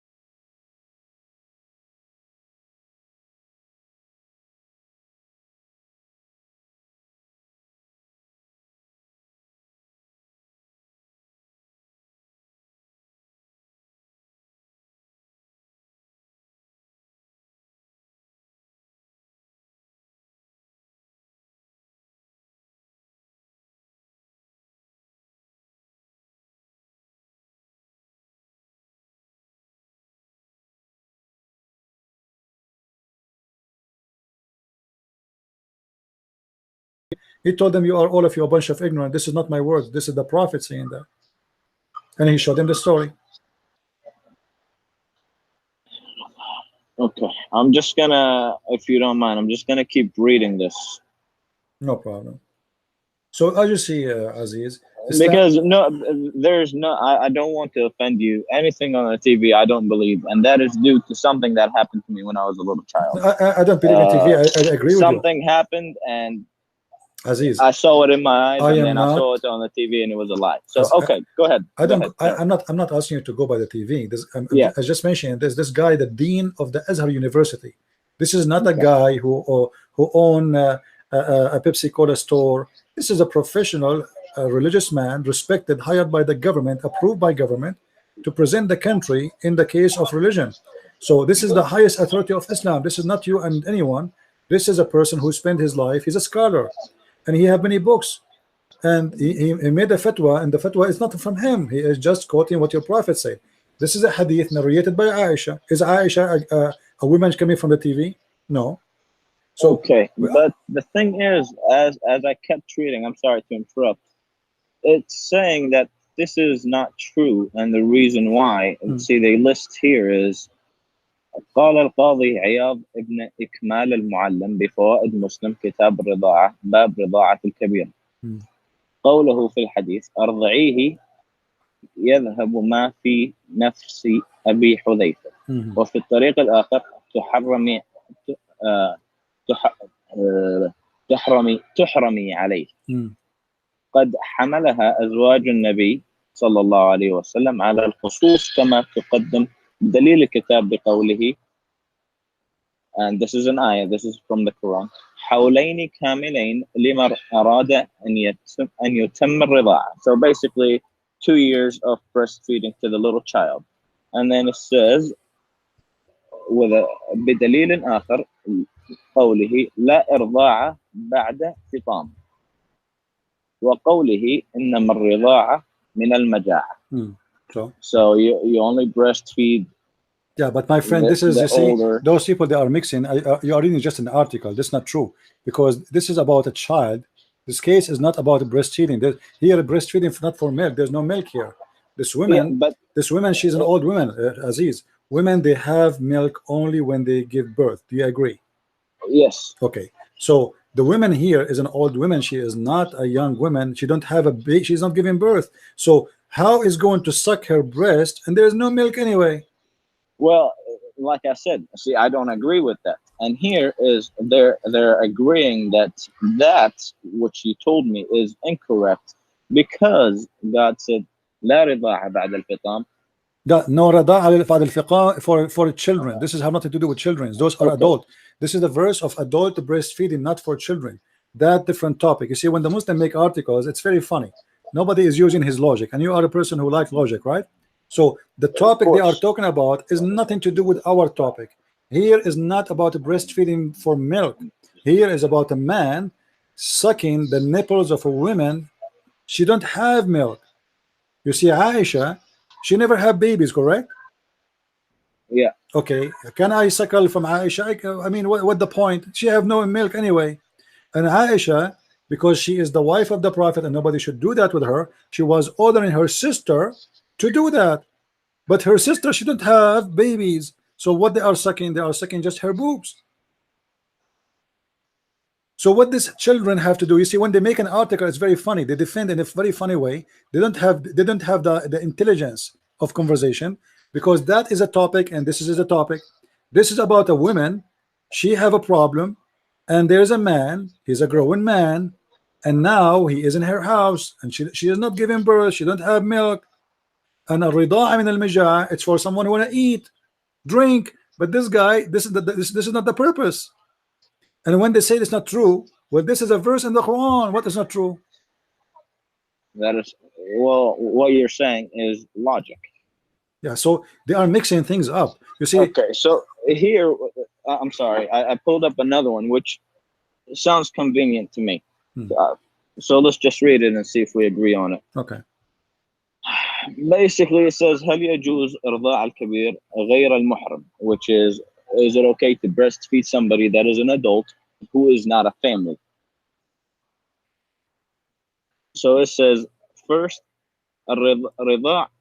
الرضاع المحرم لا يتوقف عن مص اللبن من الثدي بل لو وضع في إناء وشرب منه الطفل كان ذلك رضعا معتبرا في قول جمهور العلماء. قال ابن قدامة رحمه الله قال الشافعي والصعود كالرضاع وكذلك الوجوه.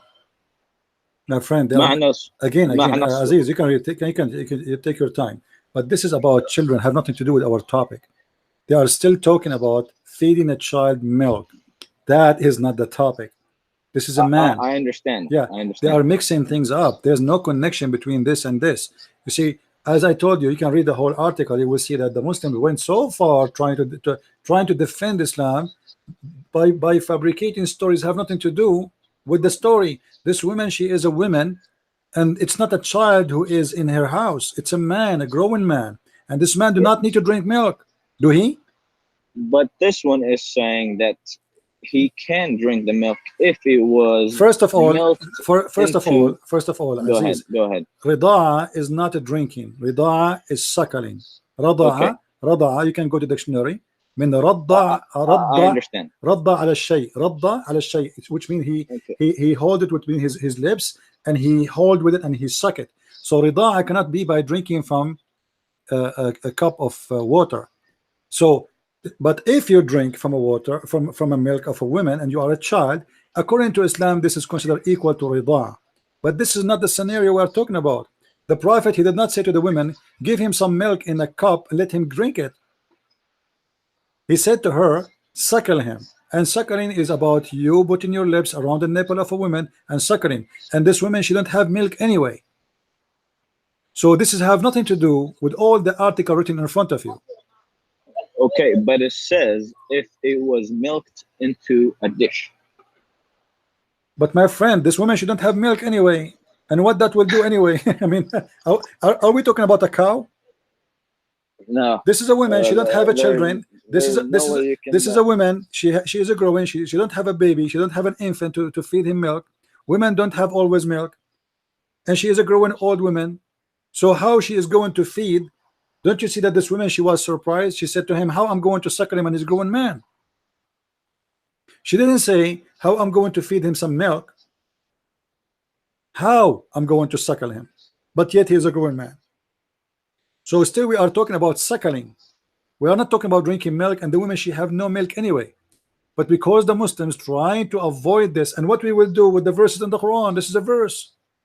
The Quran says breast feeding for adult. What they are talking about is breastfeeding for a child. This is have nothing to do with our topic. In front of you, in the hadith, Aziz, does it say Rida'atul Kabir ya Ashr? Does it say that? Yeah. Okay, it's Rida'atul Kabir. So why they are talking about Rida'atul Saghir?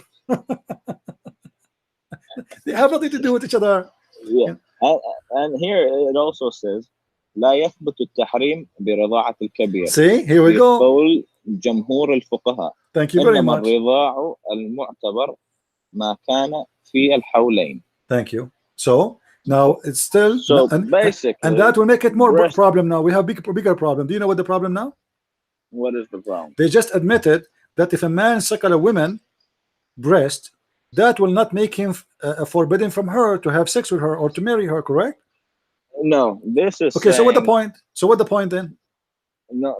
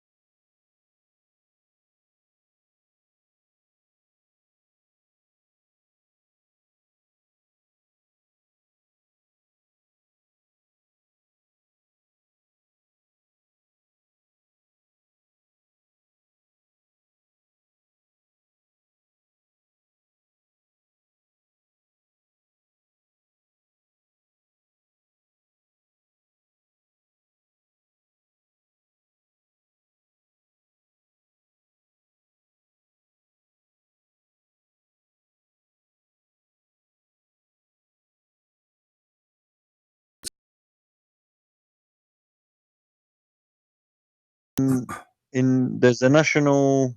It was in a national radio. Right. There is you know, Majid Nawaz, you know him. I think you made the video about him. Right. Yeah. Basically, when he talks about usually about Islam, and he tends to be like the liberal and so forth. You know, I think he's left Islam, to be honest. But he uses Islam to make a name for himself, because he's got he ends up having a place in the radio station. So people cannot say you're being Islamophobic, because he says, well, I'm a Muslim. So he was talking about the triple talat. Is it talat? Yes, thalath. Yeah. Yeah. He was talking about the triple talat, how it's happening, and so many women were calling in. This is in UK, you know. So many women were calling, and this woman was saying, basically, the husband divorced her, but then they wanted to get back together, so she had to go and have sex with another man in a hotel in order to get back to him, to make the marriage. You know, this wasn't on live on the radio. I actually couldn't believe I was hearing that. You know. Yeah, this is in the Quran anyway. You know, this is in UK. This is in UK live on radio show. Not one woman. There were so many women that were calling saying this is a big problem, because then these people cannot get back together. You know, and they really regret what's happened. You know, they want to go back and they couldn't get back. That sort of thing. You know, so yeah, I believe everything you're saying, because I mean, these people were phoning in. Even we're talking in Western world. We're not talking in, I don't know, in. Well, this is what the Quran says. The Quran says if a man divorces his wife 3 times, she cannot get back to him until she a new guy, and then that guy he divorced her, and then she can go back to her husband. Well, it says, it doesn't say just F. I think it says taste the juice. You know. Yes, you know, the hadith says taste her juice and she tastes his juice, but the Quran used the word tankah, which means to F. So if a woman does it, yeah, the Quran used the word tankah. The F word. Yeah, the F word. The hadith says, the prophet, he said that if a woman she got divorced 3 times, she can't get back unless she tastes his juice and he tastes her juice. So the Quran really uses that word. What do Muslims admit to that word, or do they say it means it has a different meaning? If you remember, we have a guy who called us. His name is Nightmare, and he gave us. I cannot forget him. Yeah, he gave us a website, and we went there and we found that taste asilatahu, the word asila is the orgasm. He tried to deny first. He said this is not about his juice, and he said his sweetness. So we went to the dictionary and we looked for the word asila, and we found that it says that asila, it means until he tastes her orgasm and she tastes his orgasm. Yeah. So it is for the man to accept the divorce, and if the man doesn't accept the divorce, then basically, you know, let me tell you what some men do. Because the woman, she is allowed to ask for divorce, but then she will lose all her money. So what some men do, like let's say he want to get rid of this woman, what he would do, he will be so harsh on her, beat her every day, humiliate her, and then he says, if you want, he keeps saying to her, well, if you want, ask for divorce, because he wants her to ask, so she would go out with nothing. You know what I mean? Because if she asks, and if she goes, because you know, even in UK we do have Sharia courts. You know, not necessarily massive courts. Is, you know, one of these small places where the Muslims go and do their own private dealings. You know. So there are Sharia courts in UK. So what happens is that they go and do these divorces between themselves. Right. And a lot of them fall into that, because they'll say, look, if you're gonna go to a main court, you're gonna get shamed by the community, because of, you know, sometimes they live in a group of, say, a Muslim area, more or less. You know, they always live sort of in groups. So you don't. So there will be a big community for that person there if she goes through another court and tries to do it a dodgy way. You know, so they're under pressure to go through that court. Yeah. Well, anyway, I mean, but I mean, whatever they do there, we are talking about Islam in general. It doesn't matter which country.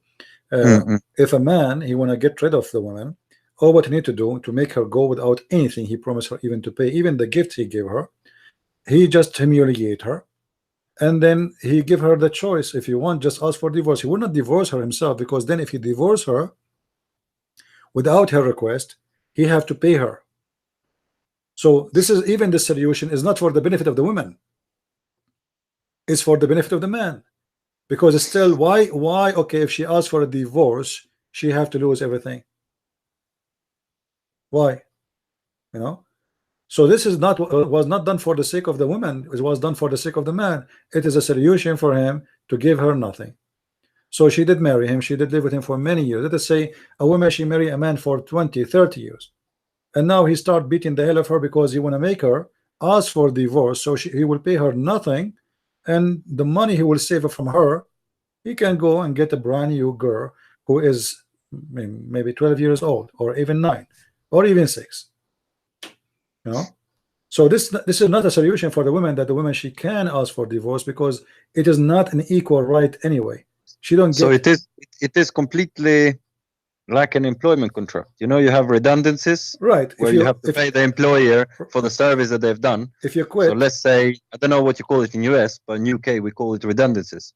So if you work, say, for a company for 10 years and they no longer need you because they haven't got that role anymore, yeah, you know, you're the driver now, they don't need any driver anymore because they're no longer doing deliveries, so they don't have any other role. What they do is they make you redundant. That's what we call it in UK, which means then they pay you for a couple of years that you've done the service. Right. You know, I think you don't just get sacked. Yeah, they pay. Whereas you, if you want to leave, you don't get any bonuses. Right. You just don't get paid. Right. This is exactly what it is. So if they are the ones kicking you, they give you, like some countries, they give you 1 month salary for every year. Yeah. You know? In UK they do that. 1 month is 1 month or 1 week or something like that. Yeah, 1 month salary for every year. So let's say if you work for 20 years, then we give you salaries of 20 years a month. And in UK, if you are over 55 years and somebody does, you know, makes you redundant, they have to pay you all the pension up to the age of pension age, which could be 67, 65, 67. Yeah. Well, so, the poor Muslim woman, she will lose everything, and she will be, and even, you know, I know a story of a guy. This is a long time when I was like a very young, in a teenage.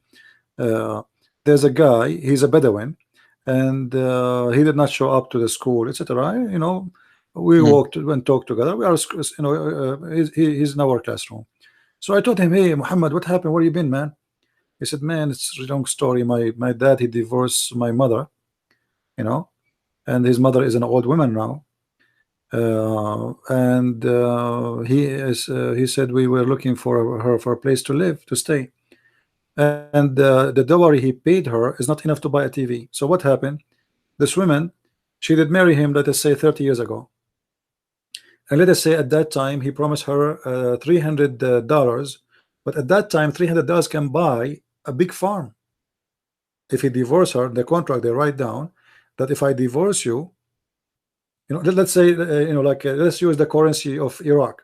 Before they do have to disclose all their income and everything and do like a proper contract, because I think not income. Some of your listeners, your listeners don't not income. You know, this whole contract about the money that is there. I think. Yeah, this is not income. He, you know, he signed a contract saying I will pay you a down payment, etc. for now, and then if I divorce you, you will receive a final payment of etc. And this has to be done in a proper Muslim wedding. Yes, and before the marriage. So there has to be a buy contract and exit contract. Yes, the exit contract is the most important for the Muslim women. This is why they ask now, in order to make it very hard for the Muslim man to get rid of them when they get old. They ask for a very high number as a protection. So if you divorce me, okay, I want $500,000. Now, if this guy, he signs such a thing, he's in trouble. But what he will do, as I told you, there's a solution. Okay, if I divorce you, you will get 500,000. But what if I make you divorce me? You get nothing. So he beat her every day. He humiliate her every day. He can spit at her. He can do whatever he wants every day. what she can do about it. In Islamic countries, most of them, if the man he don't leave marks in the body to the point is breaking bones, or even if he have marks like a blue in the skin, it's okay.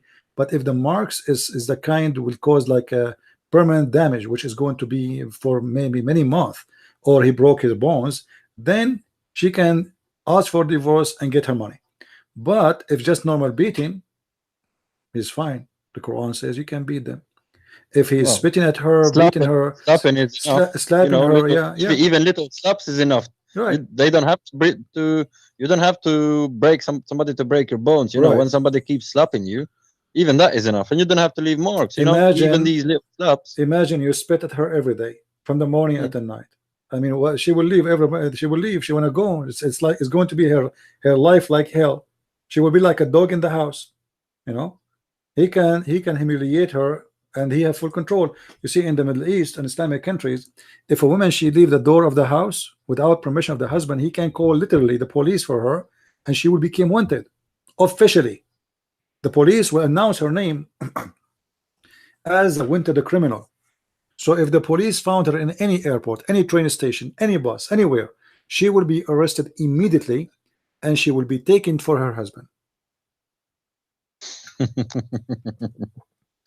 So it's like an app, like the iPhone. Find my key, find my wife, sort of thing. Yeah. Find her and bring her here. This is in Islam they call it Baytul Ta'a, the house of obedience. So the man, let us say you came back home and you find your wife, she have a letter says I'm gone, bye. What you do as a Muslim man, you call the police and you give them her name. You say, I am the husband of etc. and this my wife, she ran away. The police legally they will announce her name as a wanted woman for all over the country. And even if she found in other country, like let's say a woman, she ran away to Pakistan, but the guy is from Saudi Arabia, he can chase her. The Saudi government, they will call the Pakistani government if they receive information that the woman is there, and the Pakistani government, they will arrest the woman because they share the same law, and then they will ship her as a criminal to the Saudi, and then the Saudi will deliver her back to her husband, and her husband, he have the right upon her arrival to teach her how to behave, which means he beat her. Yeah, and she will be humiliated by the society. Like, you know, she will be treated like a whore. You know, she's a woman who ran away. You know. Yeah. I mean, it's very sad for, you know, as much as you laugh at these crazy laws, it's very sad to what really happens to some of these women and what they have to go through and what they face. You know. Yeah. When you see a woman who's covered and all of this, a lot of them don't want to be that way, and they're just being forced. Well, you know, there may be some who think yes, they do it because they feel close to Allah and all this, but a lot of them, they do have a lot of problems. So it's a very sad thing. You know, I used to have a landline in my place in USA, but my landline was dead. I mean, nobody called me. You know, I have. Few people know me, but when I was in the Middle East, if you have a phone line and you are single, your phone will never sleep. I'm talking about the old days when there's no smartphone yet, etc. It's only landline. And then people ring what's called a lucky number. Just ring a number. They call if the guy is mostly either a male is calling to find a female, or female calling to find a, so whoever, like, who's your luck. So you call and you are a girl, and the guy who answered there. They did exactly that on my country. Yeah. Even now, I think they're still doing it, but they did that a few years ago. It was very big. People just calling randomly, you know, and just. And she whispers. She says, "I cannot speak loud because my husband is here." Oh, okay. No. So because the house is like a jail, so those women, they try to find any exit. They are jail at home. Like now, I don't want to be rude and show you what they do in their houses. Like, go now to any app, any website, go and see in YouTube, type the word Ma'laya. and you will find what Muslim women do inside their houses. It's crazy. And internet now gave them a very huge door, and now, like, you see a lot of change happening in Islamic countries. Islamic countries are not the same as before anymore. You know, they are seeking women. They are seeking freedom, which is extreme. It's not normal no more, because, you know, when you put a person in jail for a long time and then suddenly you open the door, you lose credibility as a man. Yeah, he don't act. Yeah, he don't act. So the man have lost credibility. I don't know if you ever have a dog. If you have a dog and you never let him go out, and then suddenly you open the door. I've kept somebody's dog before, yeah. So I know. Open the door, he will go crazy. He will run like crazy. He's not even maintaining his feet. Like, his feet is going like, you know, because he is so excited. Finally, he's out. To be out. This is exactly what happened to those people. So when they go abroad, when they get their chance to do things, they do it in an extreme way. If you go, they go crazy. They will jump on the man, and I know. Men and women doesn't matter. By the way, even the man, even the Muslim man, when he go abroad, if he is not used to go abroad, he don't act normally. Like, if you go in the month of Ramadan, like in any country in Asia, like example in Philippines, I was there, and you will see in the month of Ramadan how all the restaurants are busy, but the Muslims are not in the restaurants. The Muslims are in the bars. Any bar have a restaurant bar, whereas you can find prostitution. Like, you know, I remember there's like a square, and there's like a coffee shop, there's restaurants, and there is the bar who have it's like a resto bar. There's a restaurant and bar in the same time, where there's a lot of prostitutes. They come to hunt for foreigners. You will find 90% of those who they are outside and inside in this bar are Muslims, and most of them, they are coming from Saudi Arabia. You see, the more freedom people have, the more they do those stupid things. As an example, it's more dangerous. Let me tell you. I mean, I come from a communist country, so people were in a communist like North Korea now. Basically, you don't. You know, when we first got like a remote control to turn on a TV, which was probably casual here. Yeah, people didn't believe it. People used to say, "What? It was a big deal. You can't turn. How can you turn on a TV from sitting down? You know, that sort of thing." But then, because of that, as soon as the freedom opened, it sort of contaminated people. The people went crazy. People started doing all sorts of things, you know, because they haven't been taught from a young age to do that. You know, they haven't been taught in a certain way. Finally, they have a freedom. Yeah. Yeah. So it's like you go crazy, do drugs, do drinking, do all of this, you know, whereas somebody else has been raised to know the difference between wrong and right, even though he has the opportunity to do it all his life, but he doesn't do it.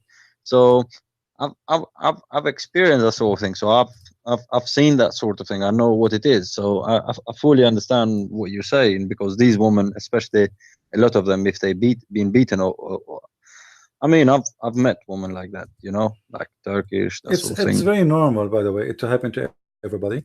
But Islam is a religion because it doesn't give a solution. Islam creates a problem. I made a video. I'm sure you know about it, where a Muslim TV station speaking about that a certain percentage of people in the city of Jeddah, they are having a homosexuality, family member having sex with family member, which means everything is wrong. But what is the reason? The reason is Islam, because Islam make you not to live a normal life. When you don't have a normal life, you don't act normally at the end of the day. You start acting like an animal. This is why they have a very high number of the percentage of homosexuality in Islamic countries, because the male is allowed to be with male and the female is allowed to be with the female. So a woman, let us say a young teenage girl, they go like bachi in Afghanistan, right? So like not just a normal thing, like, you know, let's say somebody have a daughter, she is 16 years old, and she is not allowed to go with boys. She cannot see boys. She cannot have a normal life, see normal people. So what she can do? Oh, my cousin, she's coming over. She want to sleep over. Is that okay? Oh, she is a cousin. She is a female. She is a female. They can sleep together in the same bed. But those are girls who they are not allowed to see men. And that will start what is called lesbian. And the same for boys. a boy, he is allowed to invite a boy who is his cousin or his friend to sleep over. No problem. No problem. He can sleep over his house. He can sleep over your house. Both they sleep in the same bed, and they are not allowed to have a normal relationship, even to speak with women. So what they do? They became gays. So this is why homosexuality in Islamic countries is extremely high. You know, because they don't have a normal life. When you don't have normal life, and if you go and ask them, they don't even think they're gay. They just say they just see it as a normal thing to do. You know? Yeah, no, they are not gays. For them, they are not gays. This is like it's fun. For them it's just fun. Because I was watching a Turkish, well, it was a Turkish show showing it. It was done in UK by BBC, but it was showing in Turkey. You know, where the men were going to sleep with what do you call them, tranny? They having sex with men who are dressed like women, and sex shame. Yeah. You know, that sort of thing. And they were saying, no, I'm not, I am straight, I'm not gay, you know. So what he's doing there? but does the woman asked him, you know, but he does you, right? Yes, but no, I do him. So I'm it's very funny, actually. It's really funny because he says, no, they don't do me, I do them, so I'm not gay. Yeah, supposedly if he is doing them, he is not gay, supposedly. Yeah, like he is the hero now. Yes, and they're laughing with their, they with his friends, so it's not like hiding or hidden. They just young guys, and it's like, it's absolutely no shame about it. So it's just really funny. Welcome to Islam. All right, that's what I wanted to ask. Really, it's just to clarify the whole divorce thing. By the way, I made a video yesterday. I don't know if you downloaded it. Did you? I don't think I've been able to download it yesterday. It's a good video. I've been busy lately. I have my reasons. I don't want to. You have 4 wives now? Be honest. 4 wives? You have 4 wives or what? It's okay. You don't need to tell me. It's okay. I understand. I can't talk because 2 of my wives are here. So. Oh, okay. I will not tell. They will get the kitchen knives. You know. Oh boy. In UK, you know, it's dangerous. All right, my friend. Thank you very much for coming. And one of them wants to divorce me because I listen too much to ChristianPrince. Oh boy. Okay. Yeah. All right. Take care, my friend. All right. Take care. Thank you for calling. Cheers. Bye. All right. Today we cover some of the bad ethic of Islam and why Allah cannot be God. Everything we mentioned there is a clear proof that Islam does not bring a solution. Islam has a problem. It's a problem for the family, problem for society. Islam not only don't have ethic, it teaches something ugly, disgusting, stupid. Like women, she can give her breast to a stranger. The man, he can beat his wife. The man, he can, if he divorces his wife, she had to sleep with someone else to get back. Islam create problems, don't give solution. The funny Muslim, they say to us, Islam is a solution. Islam is the problem. This is why you will not find a happy family in Islamic countries, because family is based in a value of a man and a woman, not a value of a man and a bunch of women, not in a value of a man and 3 sons, not in a value of a group sex, not in a value where the son, he do not know who is his brother,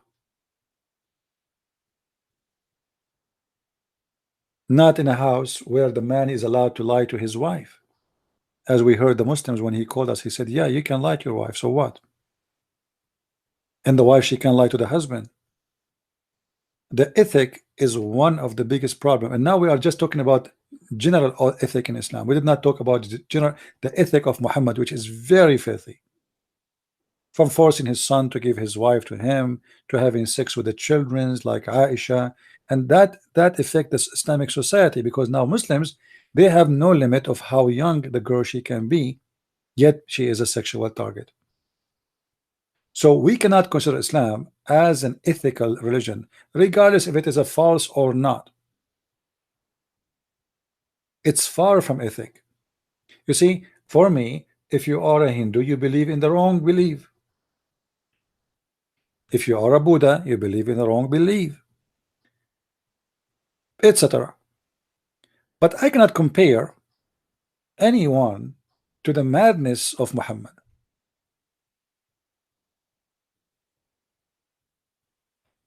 Where women, she became a sex toy. A children's became sex toy. Even the promise of God in heaven, even his heaven is not ethical. Have you ever heard of heaven? Have nothing there but a bunch of naked people having sex non-stop. Even heaven became dirty. When a prophet, he promised his followers that he will have an orgasm of 70 years. Did we ask ourselves, where is the ethic? What 70 years mean? Having sex with who? The Muslim will say to you, with his wife, but he don't know his wife. Those are women are made for sex. This is not a wife. This is a sex toy. Where is the ethic of wife? The ethic of having a wife and husband. You see, the Muslim, the funny about them, they say to you, we believe in the story of Adam and Eve. Okay, so why God created Adam and Eve, not Adam and Eve's? Why in the case of Islam only, Adam and Eve became Adam and Eve's?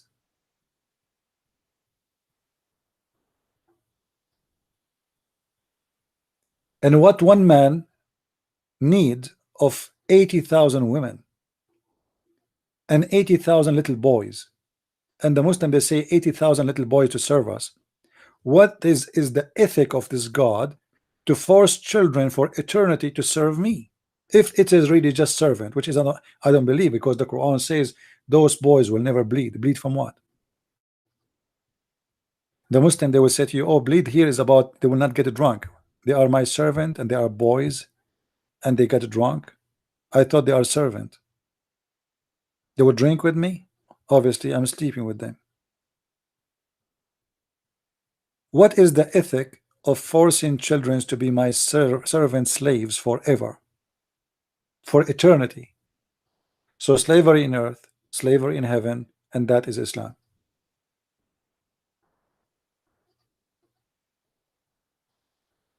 And even the Quran promise that those women in heaven, they will be restrained in their tents, so they can't even see outside. Yes, they are in heaven, but they are in the tent. Why? Because they are made for sex. Their job is to be in the bed, not to be outside. That's your job. Allah, he made the women in the heaven for sex. And those women, according to Muhammad, they are the kind, because Muhammad and the Arab, they are obsessed with the white color. So he promised them those women, you can see the marrow of their bones, which means they are very white to the point you can see through, as you see in the front of your eyes. Even the ethic of a beauty is not there, because this is a racist promise to the point he is favoring the white women, and this woman, she is extremely white to the point we can see through her bones. What is the ethic of that? And why this woman, she look like a jellyfish? Because Muhammad is giving an extreme false promise that, okay, you are an Arab and you like white women, guess what? Those women are so white to the point you can see through their marrow, the marrow of their bones. What kind of God and what kind of ethic he provide with such a promise? And not to forget to mention how ugly it is to have a woman, you can see her as if you are an X-ray machine, because this is exactly what he's saying. You can see through the marrows of her bones. This is a stupid promise, stupid mentality, and a madness. Just to give you an idea what that X-ray women look like, let me show you.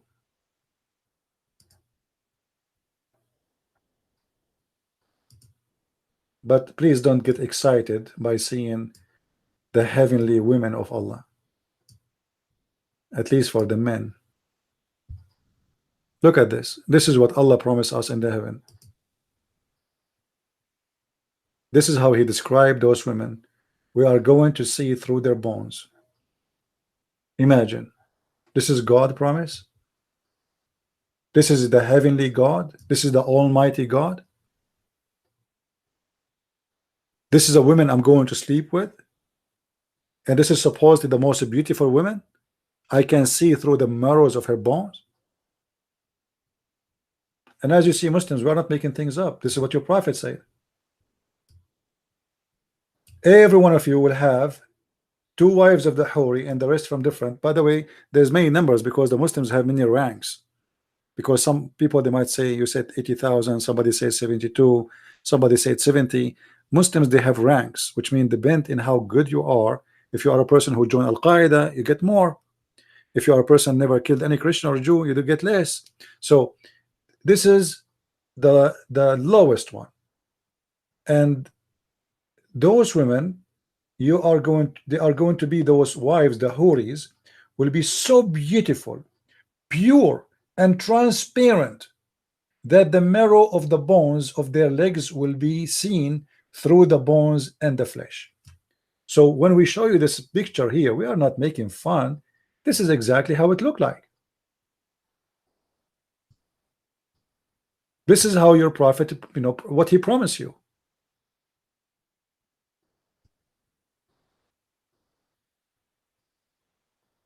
And I'm going to take off this picture because I can tell that some men are misbehaving here. They're getting so excited. They could not resist the temptation of this scene. I mean, this is so much. Who can resist that? We have to be honest as men. I mean, this is amazing, so beautiful. Whew. Man, this is so hot. You have a wife, she is a jellyfish. At least now I can see the poo-poo inside her. And if she ate my hamburger, I can know who is the one who ate my hamburger. Where's my money is going? If she hides some money in her bra, I can see through. I mean, and Muslims, how you can see through? I mean, what does that mean? What kind of bones she have? What kind of a flesh she have?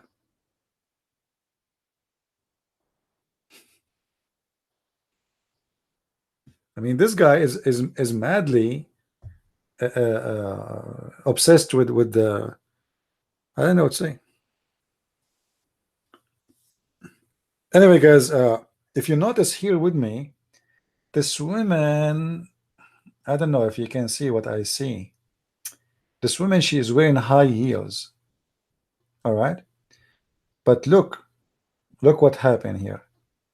She have something here. I'm just studying one of my future wives. You see here, I'm not sure if this is a bracelet or something. Something fishy. But you know, this is the good thing about having a woman you can see through. Look here, she have something. I don't know what is that. Let me zoom in. Here, what is that? This is her kidney. My wife, she have a kidney. I never thought she have a kidney. Interesting. This is the first time I see a woman, she have something like this. Because I thought, according to the Quran, women, they have testicles here. Because this is where the sperm is coming, according to the Quran. Anyway, let us change the topic. Enough is enough, and Islam is wonderful, and you guys are so jealous from the wisdom and the wise, amazing prophet. His name is Muhammad, the one who made a promise nobody ever before him promised, except the Persian, except many other religions who they have madness about women. He took the word Huris from them and he started exaggerating with his fictions.